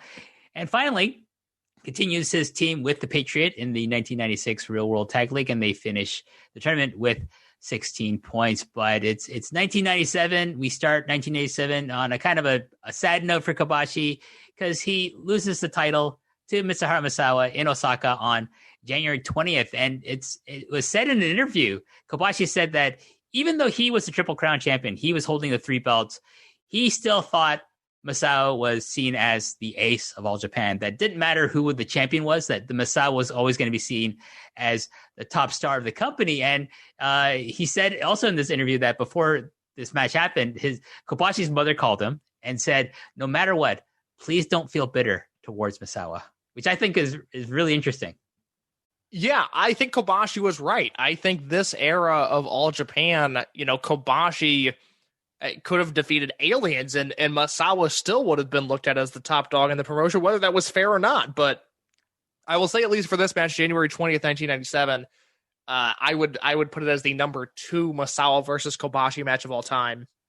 A really, really special encounter, and I think the perfect encapsulation of, like, their Noah match is off on an island of that is just a different style of wrestling. You can see their influences there of obviously the Kings Road style, but they just added a layer to it that is different. But in terms of, like, this is what All Japan Pro Wrestling in the 1990s is, I think Misawa versus Kobashi from 1997 might be the best example of that, because it's a real slow build, and you got to pay attention to those early parts of the match. And right when you think they're about to lose you, and right when you're about to close out of the window, they turn it on and they have a 5-star match. I remember, I think this is probably one of either the second or third All Japan match that I first saw when I first started getting into like Japanese wrestling, particularly of All Japan. And I just remember watching this match. And at first I'm like, I'm not used to the pacing per se, because most of my experience has been with American wrestling or with, for Japanese wrestling, mainly through junior heavyweight wrestling, which is different. But it's this match that, like, I was like, whoa, wait, what did he do to him? Is he dead? Like, Did he kill him? Did he cripple him? Oh, he's still moving. Oh, thank God for that. I have to watch more of this stuff. Yeah, I think that's a very good encapsulation of Misawa and Kobashi and All Japan of the 1990s. That is a very good way of summarizing my feelings on it as well. But you know what? There is a bit of revenge for Kobashi, as on March 28th, he defeats Misawa in a singles match. And this is the first time, and this is part of the Champions Carnival, and this happens in Niigata. Then he goes to a draw on April 12th against Kawada at Korakuen Hall. And that year, the finals go to a three-way tie. This is some really strange booking from Giant Baba. It's a three-way tie between Kawada, Kobashi, and Misawa, and it goes to a round-robin series of matches that was going to determine the winner of the Champions Carnival that year. And Kobashi draws with Misawa in a 30-minute match, and then loses to Kawada, and then Kawada would go on to defeat Misawa for the first time ever in a singles match. But it's a very, very tainted win. The story there is mainly Kawada and Misawa. That's the main story of that finals. But Kobashi is definitely part of that, because he's the one who weakens Misawa for Kawada to finish him off later on. The booking of this is very strange. Like I said, I kind of just rewatched some of this stuff, or in this case, watched it for the first time. And it is so foreign to the typical All Japan booking experience in a way that I kind of really like the tiebreaker, because it's so different, and it's funny calling this outlandish, but in Giant Baba's booking style, like, this is kind of a wild idea, and it's entertaining in that respect, but it's Baba and All Japan, and something like this that it isn't necessarily gimmicky, but is certainly almost more playful than anything that he had done prior. It comes across in a really strange way where I still can't say whether or not I like it. I don't know if it's good or bad. I do know it left an impression on me when I watched it. Definitely, like, the booking it's like, because I come away from this, and I say this on the Kawada podcast I did with Dylan Fox. It's like, I feel sorry for Kawada. Like, he's snake bitten in his career. He really is. Particularly with the Triple Crown, and particularly against, his matches with Misawa, in the sense, of the booking wise, at least, like his matches with Misawa are always awesome, but my God, he just gets fucked in the booking. But I mean, in a way, that is what makes me love him so much. Is like, man, this guy can't catch a break. Like, every single time he starts to catch a little momentum, it's like, maybe not. Maybe not this year. It's around this time that, the aforementioned Global Energetic Tough, GET, is formed with Johnny Ace and the Patriot. I just laugh every time I think about this unit, because it's so fucking weird. Yeah, no, it's it exists. I mean, it's one of those where, again, like, by 97, you start to look at some of the stuff in succession, you're like, wonder what was going on in Baba's brain at this time, where, if the round robin three-way tie wasn't enough, you get Global Energetic Tough, where, again, the idea of, I guess, Kobashi needs partners. I just don't know if Johnny Ace and the Patriot were the partners I would choose for him. You know what? I think this is probably the peak of, like, Mrs. Baba being in love with Johnny Ace, and just, like, telling her husband, push Johnny Chen. He's really cute. I like him a lot. And he's probably like, okay, fuck, I'll push him. I'll put him with Kobashi. Now stop nagging me, would you please? God, stop it.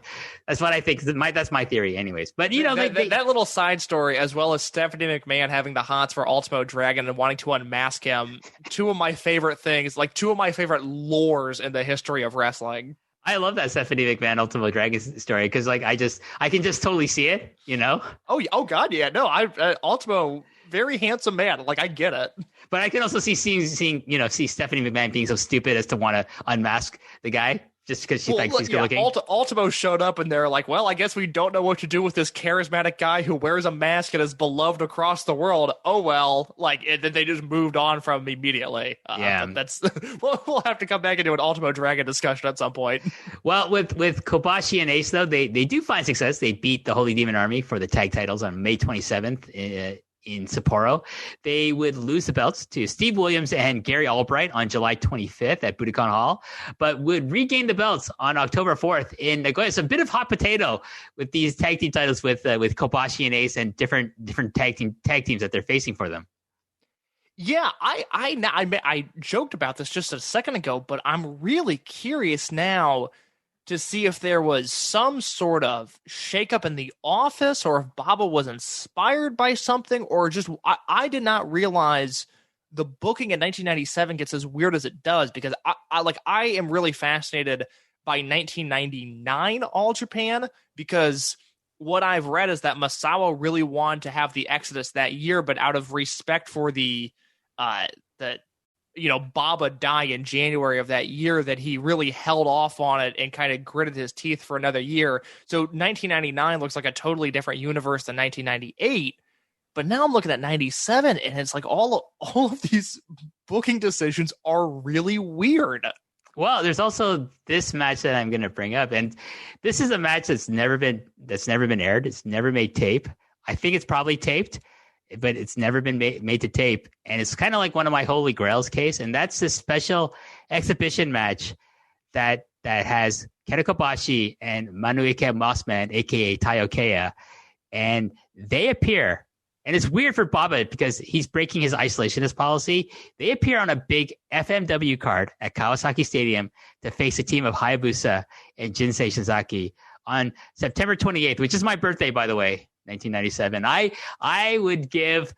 There's a lot of things I would give, not my eyes or like any part of my anatomy, but I would give a lot to see this match on tape. Okay, I don't want to speak out of school here, and I don't want to get you too excited, but I'm pretty sure this match surfaced like 2 years ago, and it's out there in some form now. I could be wrong, but I feel like this match is out there now. So you certainly have some friends in the know, people that might be sitting on some footage, people that are good at archiving stuff. I would maybe send a few DMs and see if anybody has this match, because I'm pretty sure it's out there. Well, I will get on that as soon as we are done with this case. Don't you worry. But I mean, you might be mistaking like something that happened maybe during the time that Hayabusa and Shinzaki were doing dates for Baba because of the real world tag league. I'm specifically Kobashi working FMW. I'm pretty sure this match came out a few years ago, and I don't know why it would have, but I'm pretty sure this match is out there. If I'm incorrect and you're listening and I got your hopes up, I apologize, but I am pretty sure this match was taped and footage now exists of it. I'm pretty sure it's been taped. The only thing I've ever seen of this match was the issue of Power Slam magazine that covered this card, because there was also like the card that had like Vader versus Ken Shamrock in a cage on a fucking FMW card for some strange reason. I think they're both contracted to the WWF at the time, so like this is kind of like their offer match to FMW of all places. Anyways, like that's never apparently made to tape either. Like that's kind of a holy grail out there as well. But I'm gonna take a look. I'm gonna let me say this. There is a handheld version of this match that is on YouTube. I think there was a pro shot version of this match that was released and then very quickly hidden away. And I don't know what the story on that is, but if you YouTube this match, there's a handheld out there that it doesn't look like it's great quality, but you can definitely watch it. Well, I'll get on that and also be getting on those DMs as well. Thank you, Case. Thank you. October 21st, about a month later, Kobashi fails to win the Triple Crown for Masawa at Budokan. And what I'm sure is a match I've seen, but I can't remember it that well because it's been many, many, many, many years. And but it's Masawa Kobashi at Budokan. Triple Crown. Sure, it's awesome. Probably 4.5, 5 stars. But he ends 1997 with appearance in the Real World Tag League with Johnny Ace as his partner, and they finish with 14 points in the block portion of the tournament. So let's move on to 88. So along with GET, Global Energetic and Tough, Kobashi would start a new unit case of only Japanese wrestlers and himself, and he would call this unit Burning. And this is kind of a brand that has followed him for up until like even now. Yeah, 1998 for Kenta Kobashi might be his best year ever. I think the only other year that I can really combat it with is 2005, but there are a number of things he does in 1998 that I find to be utterly spectacular, and that is primarily alongside Burning. Now, there's some good get stuff in here as we go along, but this is, in terms of his time in All Japan, this is as good as Kobashi ever got for me.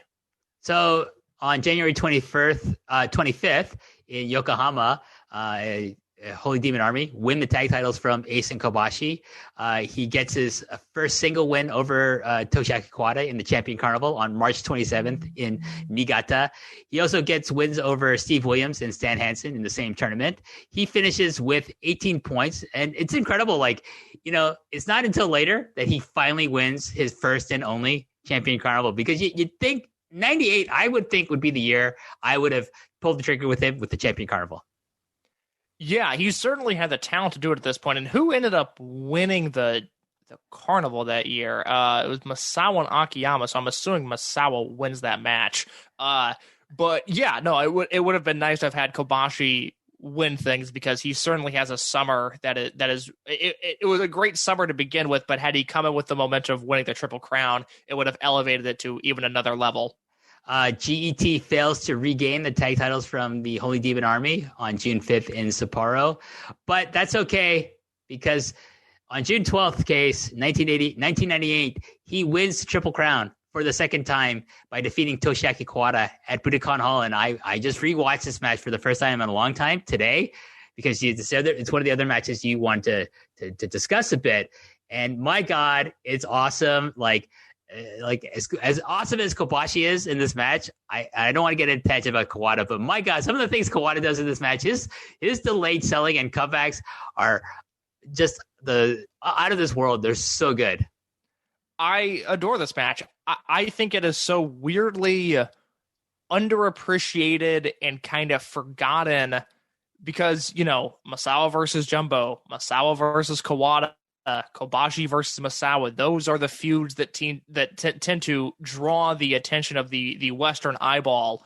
But Kobashi versus Kawada from 1998 is as good as anything these guys have ever done. It's one of my favorite matches of all time. I watched it for the first time probably 4 or 5 years ago, and once I finished it, I just started looking around like, why is nobody talking about this match? Why is this not on, your essential All Japan playlist? Why is this not on your getting to know Kenta Kobashi DVDs? Like, this match is insane. It's so good. And it's from two guys that really, I think they're known for having that hour-long draw that we talked about earlier because of the historical significance, but nobody really talks about this match as like an all-time great match. But for me, it really is. And it's sandwiched in between Kobashi and Ace versus Holy Demon Army, which, for as much as I don't like Johnny Ace at times, I think that match is terrific.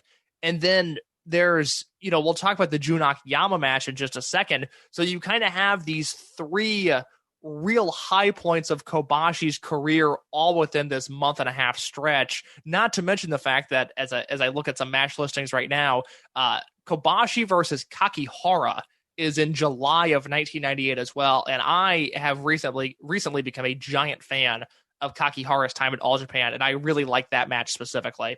Yeah, I haven't watched too much of Masahiro Kakihara in All Japan, because he was like, he joins the company. I think what was the other? Was he in UWFI before? I believe so.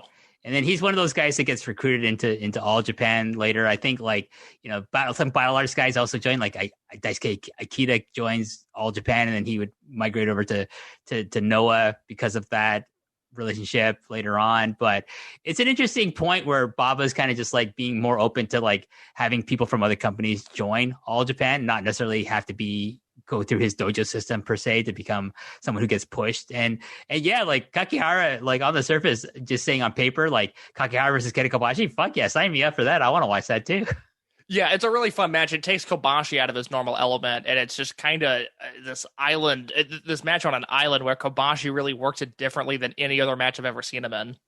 One thing I want to mention about the Kawada title win, Kobashi's title win over Kawada, is that I think if you want to see a match that perfectly encapsulates what is great about Kenta Kobashi. This is one of them. This is a perfect example of that. And it's the cherry on top of that, is that he wins Triple Crown from Kawada in this match. And it's a great crowning of him. I think maybe even more so than the win the first time he wins a Triple Crown against Taue. I think this is because it's against someone he's always struggled to defeat, and it's like he's always struggled to kind of overcome in the pecking order. And I think at this point he joins Kawada on Kawada's level in the company. Yeah, it's a monumental match. It feels big. It has those stakes to it. And for some reason, like I said, maybe I'm wrong. Maybe I'm preaching to the choir, but I feel like it's a match that just gets lost in the shuffle for whatever reason. And that always blows me away because it's really, to me, in that very top tier of great All Japan matches. And you mentioned this. He defeats Jun Akiyama in his first title defense on July 24th at Budokan Hall in a great match. Like the thing with like Kobashi and Akiyama is these two have always had amazing chemistry right off the bat. Oh, yeah. I mean, this is an interesting match where you talked about how Kobashi establishes himself on the same level as Kawada in the prior match. Here's a match where Akiyama's trying to get on Kobashi's level, and you see Kobashi work on top, which, he would get very comfortable doing in Noah, but for All Japan, it was a very rare thing for him. And these guys go out there, and I thought the Kawada match was 5 stars, and I think this Akiyama match was 5 stars. So by the summer of 1998, Kenta Kobashi is crushing it. Yeah, I mean, even in the fall of 1998, because he beats Kiritawa in his title defense on September 11th at Budokan Hall.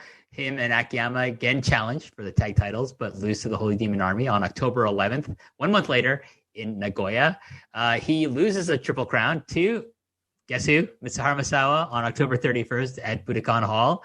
But he teams with Akiyama officially as Burning, and they win the Real World Tag League, facing the duo of Stan Hansen and the newly acquired to All Japan Vader in the finals, starting one of Kobashi's last great All Japan rivalries with Vader.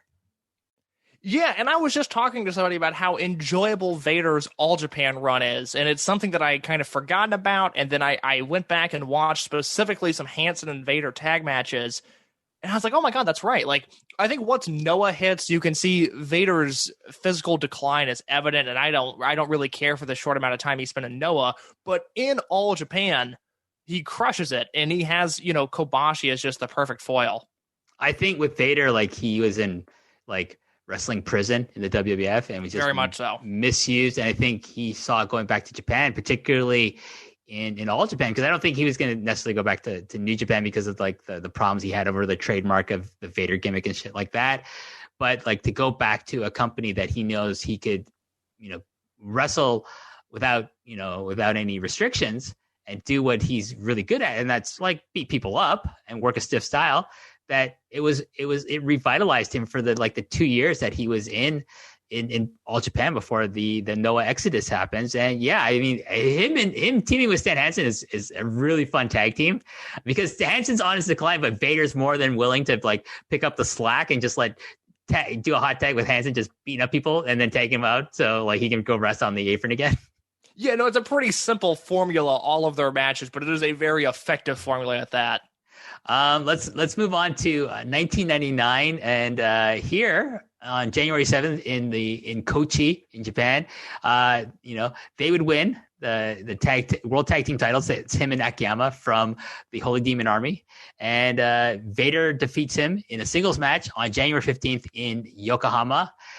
Burning successfully defend their titles against Misawa and his new regular tag team partner of Yoshinari Ogawa on March 6th at Budokan. Can I just say as an aside though, Case, like the team of Ogawa and Misawa, that's my favorite pairing of any of Misawa and his various tag team partners. That includes Kawada and Kobashi. Really? What is it about those two that really puts them on that level for you? I like the mentor-apprentice chemistry that these two have, but I like the fact that he's taking essentially a junior heavyweight wrestler in the company and elevating him to a heavyweight level by making him his tag team partner. But I think their chemistry as a tag team is a lot more fluid, and like some of their innovative tag like double team maneuvers are really fun to watch. I just think they just gel better. Like with Masao and Kawada, they're a great team, but they're two singles wrestlers put together. And to some extent, that's also the same with Misawa and Kobashi. But with Misawa and Ogawa, I feel they're like a true like tag team together, like how like Kawada and Taue are a true tag team together. And I just think 98, 99 is a really interesting year for like tag teams because you have the established like legendary team of now the Holy Demon Army still reigning roughshod over all the whole tag team division, but you have like this really great tag team in Misawa and Ogawa, but you have the emerging team of an awesome team of Kobashi and Akiyama, but you also, and then you have like various, like foreign combinations. Like I actually really enjoy Johnny Ace and Mike Barton, aka Bart Gunn, joining All Japan and teaming up together. I think they're a fun tag team too. Well, yeah, 1999, like I was saying earlier, it's just another universe. It's so different than what All Japan was even a year ago, because you want to talk about tag team combinations. In June of 99, All Japan runs Misawa and Taue versus Kawada and Kobashi, which is the only time that they had ever done those pairings before. And that's a super entertaining match. And like you said, whether it's, the natives, with Kobashi and Akiyama, Misawa and Ogawa, or the Americans that would come in. I mean, you get Gary Albright and Vader teaming towards the end of the year when Hansen's not there. It's a really good year for tag team wrestling, which I don't know if that's an idea that I had fully realized, but now that you say it, you're completely right. It's a fun, and also like No Fear are coming along. Omori and Takayama. It's a really fun time. If you like that, like the tag team of All Japan's, like this is actually a peak year. Unfortunately, it wouldn't last very long, but that's a discussion for another time. But where am I here? Yes, so 99, the Champion Carnival. We see Kobashi defeating Misawa. He defeats Akiyama. He defeats Taue, but he would lose the finals to Vader on April 16th at Budokan Hall. And keep in mind, Vader is also the reigning Triple Crown champion at this time. And, on a side note here, in what seems like to be a trend with Kobashi, apparently he and Vader at some point got into a legit fight at ringside and had to be broken up by the seconds, like all the young boys who do all the, young boy ring attendant stuff. And then they resumed their fight backstage. It was so bad. It got to a point where Misawa was ready to go out to wrestle his match, but in his entrance music is playing. Spartan X is playing in the arena, but he has to go back. He has to stay in the back area to break up this fight between Vader and Kobashi. That's how bad it was, Case. Well, if you didn't respect Kenta Kobashi already, the fact that the two notable seemingly shoot incidents we have of him on record are him challenging Stan Hansen and Vader to fights says everything you need to know about Kenta Kobashi. What a man of guts and moral fiber. Well, I think maybe, standing up to Stan Hansen is a lot more, is a lot more notable than standing up to Vader. Like, Vader doesn't have like the best reputation as being a tough guy backstage. This is very, very true. Good point. So, but hey, like he didn't take any shit from anyone. That's the thing you got to admire the most about Kobashi. And I'm always like, listen, if you're a wrestler, it's all the work, it's all a carny business. But hey, if you don't like let people run roughshod over you, whether you don't let promoters do that or other wrestlers do that, especially veteran wrestlers, I got a lot of respect for you. Absolutely. Let's continue with Burning. Burning lose the tag titles to the aforementioned Mike Barton and Johnny Ace on June 9th in Sendai in a very fun tag team match. Kobashi loses his challenge for the Triple Crown against Misawa on June 11th in Budokan Hall. Burning regained the titles from Misawa and Ogawa on October 23rd in Nagoya. And I got to say, like, as much as I like the Misawa Ogawa versus Kawada Taue match, I love the Burning versus the Untouchables. That's what Misawa and Ogawa are called in at this time, because my God, the hatred between Akiyama and Ogawa is absolutely palpable. So I don't know if I've ever seen this match, because the other two real notable things from 1999, not to get ahead of you, but I'll mention them here, of Kobashi and Akiyama versus Takayama and Omori, and then the finals of the Tag League with Kobashi and Akiyama versus Taue and Hansen. I love both of those matches, but I don't know if I've ever seen this Misawa and Ogawa versus Kobashi and Akiyama match, so I got to add that to the list as well. Like obviously you got the great, chemistry the long history of Kobashi Misawa. But to me, the stars of the match are Akiyama and Ogawa, because they just established really early on in the feud between Burning and the Untouchables, like the factions, because Burning is not just Kobashi and Akiyama, it's also like Kentaro Shiga and who else is in there? Mossman, maybe. And then on the other side is Misawa, Ogawa, Kakihara, and someone else. I forget. One more person. Maybe Satoru Osako. I forget. But like, there's this like they do this gimmick where they're gonna have a series of 4 matches against each other, right? 4 singles matches, each member of the unit, and Ogawa draws out Akiyama draws Ogawa's name, and he just takes the ball and he just throws it because he wanted Misawa. And Ogawa's like, I'm not gonna. It just gets pissed. This, like, I have this on tape somewhere, lost in my god awful like collection of VHS tapes of wrestling. It doesn't look as bad as Dave Meltzer's collection of VHS tapes, but trust me, it would be very hard for me to find this angle that they run. But the Ogawa versus Akiyama is like an amazing part of that tag match. Yeah, that's something I'm gonna have to check out. That seems delightful. Yeah, so you talked about the No Fear match, the Omori and Takayama against Burning. That happens on October 30th at Budokan Hall. That's a great match. And of course, the Real World Tag League 99 finals. They go to the finals. Burning do. They win the whole thing by defeating the really unconventional but really fun tag team of Kira Taue and Stan Hansen. And it's just like, I watch their run, especially like at the end of every Real World Tag League finals. They do a recap of the entire tournament. It's like 15, 20 minutes, usually a video recap. And I love watching these things. And like Taue and Hansen just going in there and beating people up, even though they're both kind of broken down in 99. Hansen more so than Taue. But it's just fun. Like, I think like teaming with Taue kind of revitalizes Hansen. Yeah, it's amazing because I think for most of the guys on the roster, you can look at the 99 Tag League and you can kind of close that chapter of their career where they're hanging around All Japan in 2000, but they're not really doing anything notable. Like, I can't think of a Taue match in 2000 that I'm a big fan of. Hansen obviously retires very shortly after this match. Akiyama is in a holding cell basically until Noah forms. But Kenta Kobashi's 2000, like, he kills it at the end of 1999 with all of these great tag matches.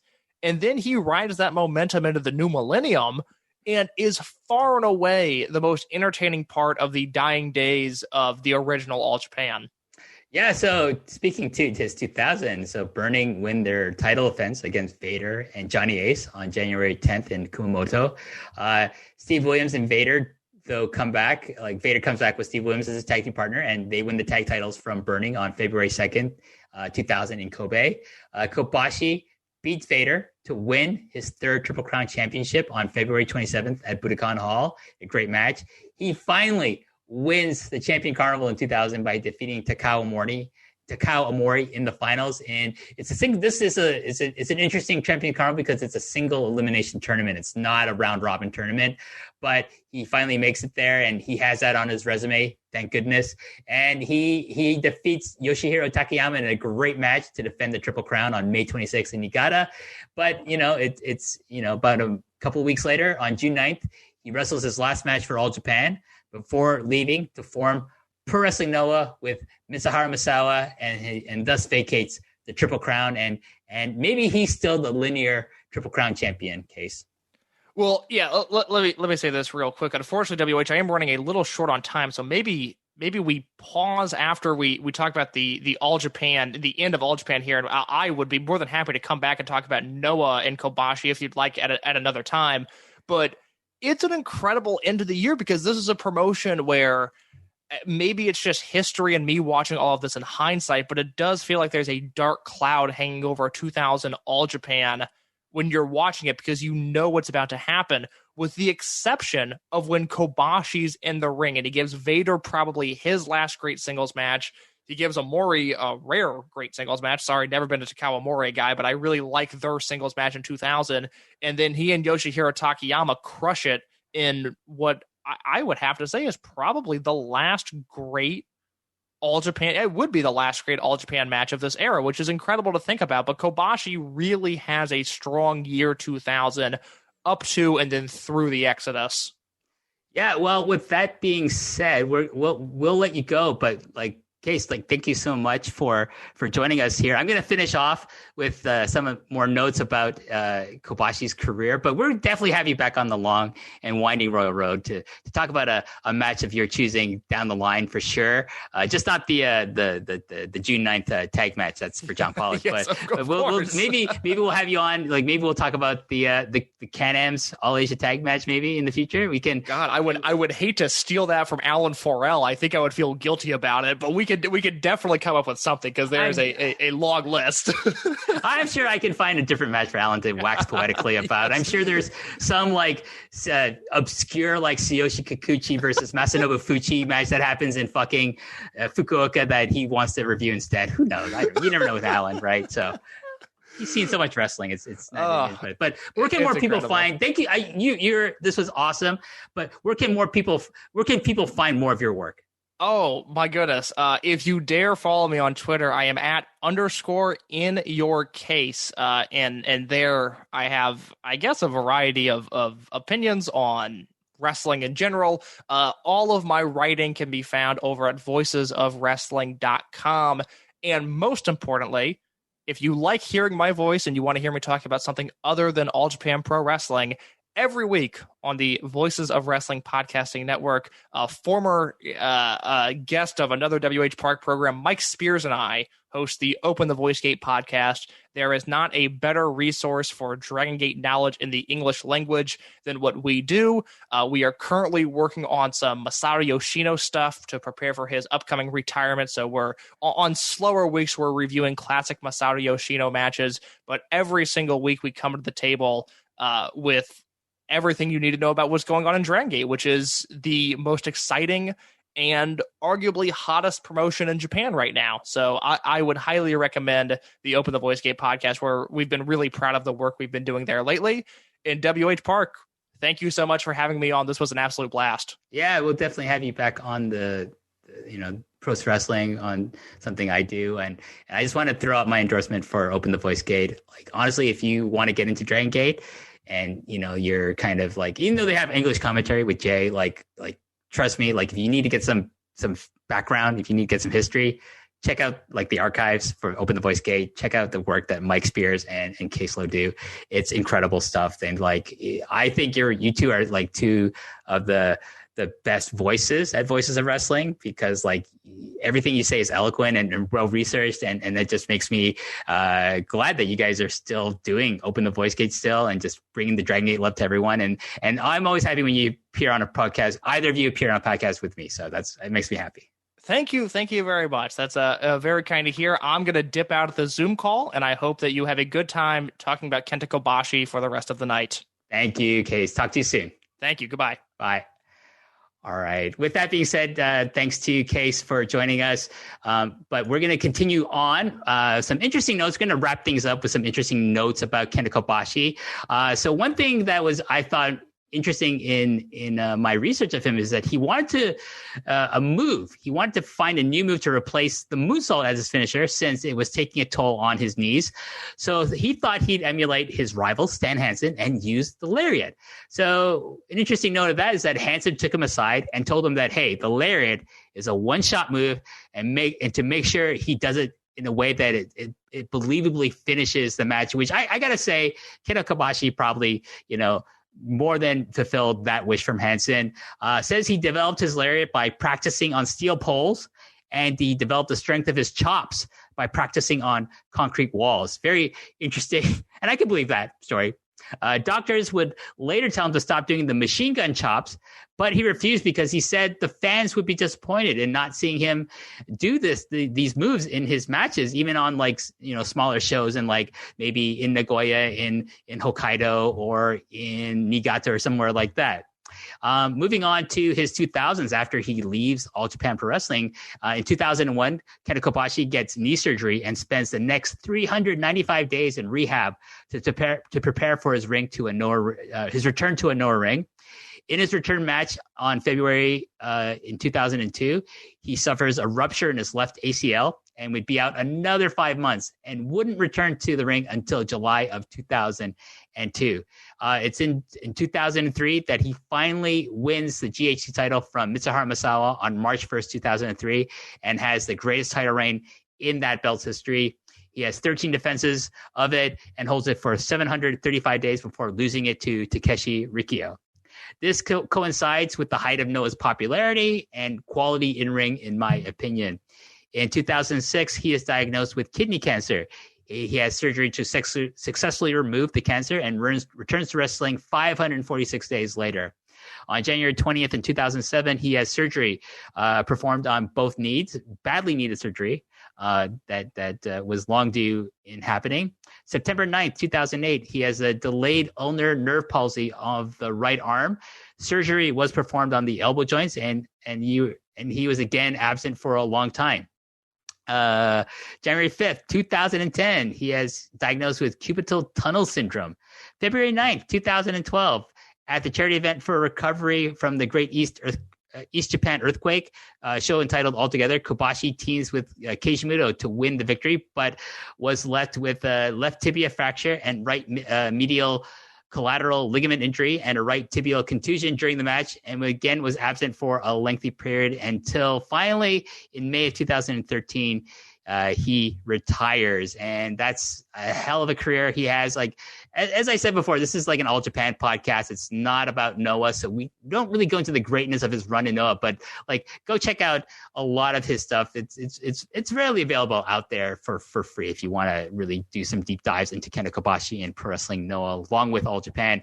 So let's close things off. I'm going to talk about the title history and awards that this man has won. He's been All Asia Tag Team Champion 4 times. He's been All Japan World Tag Team Champion 6 times. He's been the Triple Crown Champion 3 times. He's been the GHC Tag Team Champion twice. He's been the GHC Openweight Hardcore Champion 1 time. And finally, he has been the GHC Heavyweight Champion once, but that was for a reign of 735 days. He's been a 6-time Match of the Year winner for the Wrestling Observer Awards in 1992, 98, 99, 2003, 2004, and 2005. He's been a 4-time Wrestler of the Year Wrestling Observer Award winner for 1996, 2003, 2004, 2005. And finally, he's been two times Tag Team of the Year Wrestling Observer Awards, 1995 and 1999 with Misawa and Akiyama. And I'm going to end things off with my top 5 All Japan matches that you should watch of Kenta Kobashi, and also of his top 5 Noah/other matches that you should watch from after he leaves All Japan. So for All Japan, April 20th, 1991, Akira Taue, Jumbo Tsuruta, Masanobu Fuji versus Kenta Kobashi, Mitsuharu Misawa, and Toshiaki Kawada in an awesome 6-man tag team match. May 25th, 1992, Dan Crawford and Doug Furness versus Kenta Kobashi and Tsuyoshi Kikuchi. July 29th, 1993, Kenta Kobashi versus Stan Hansen.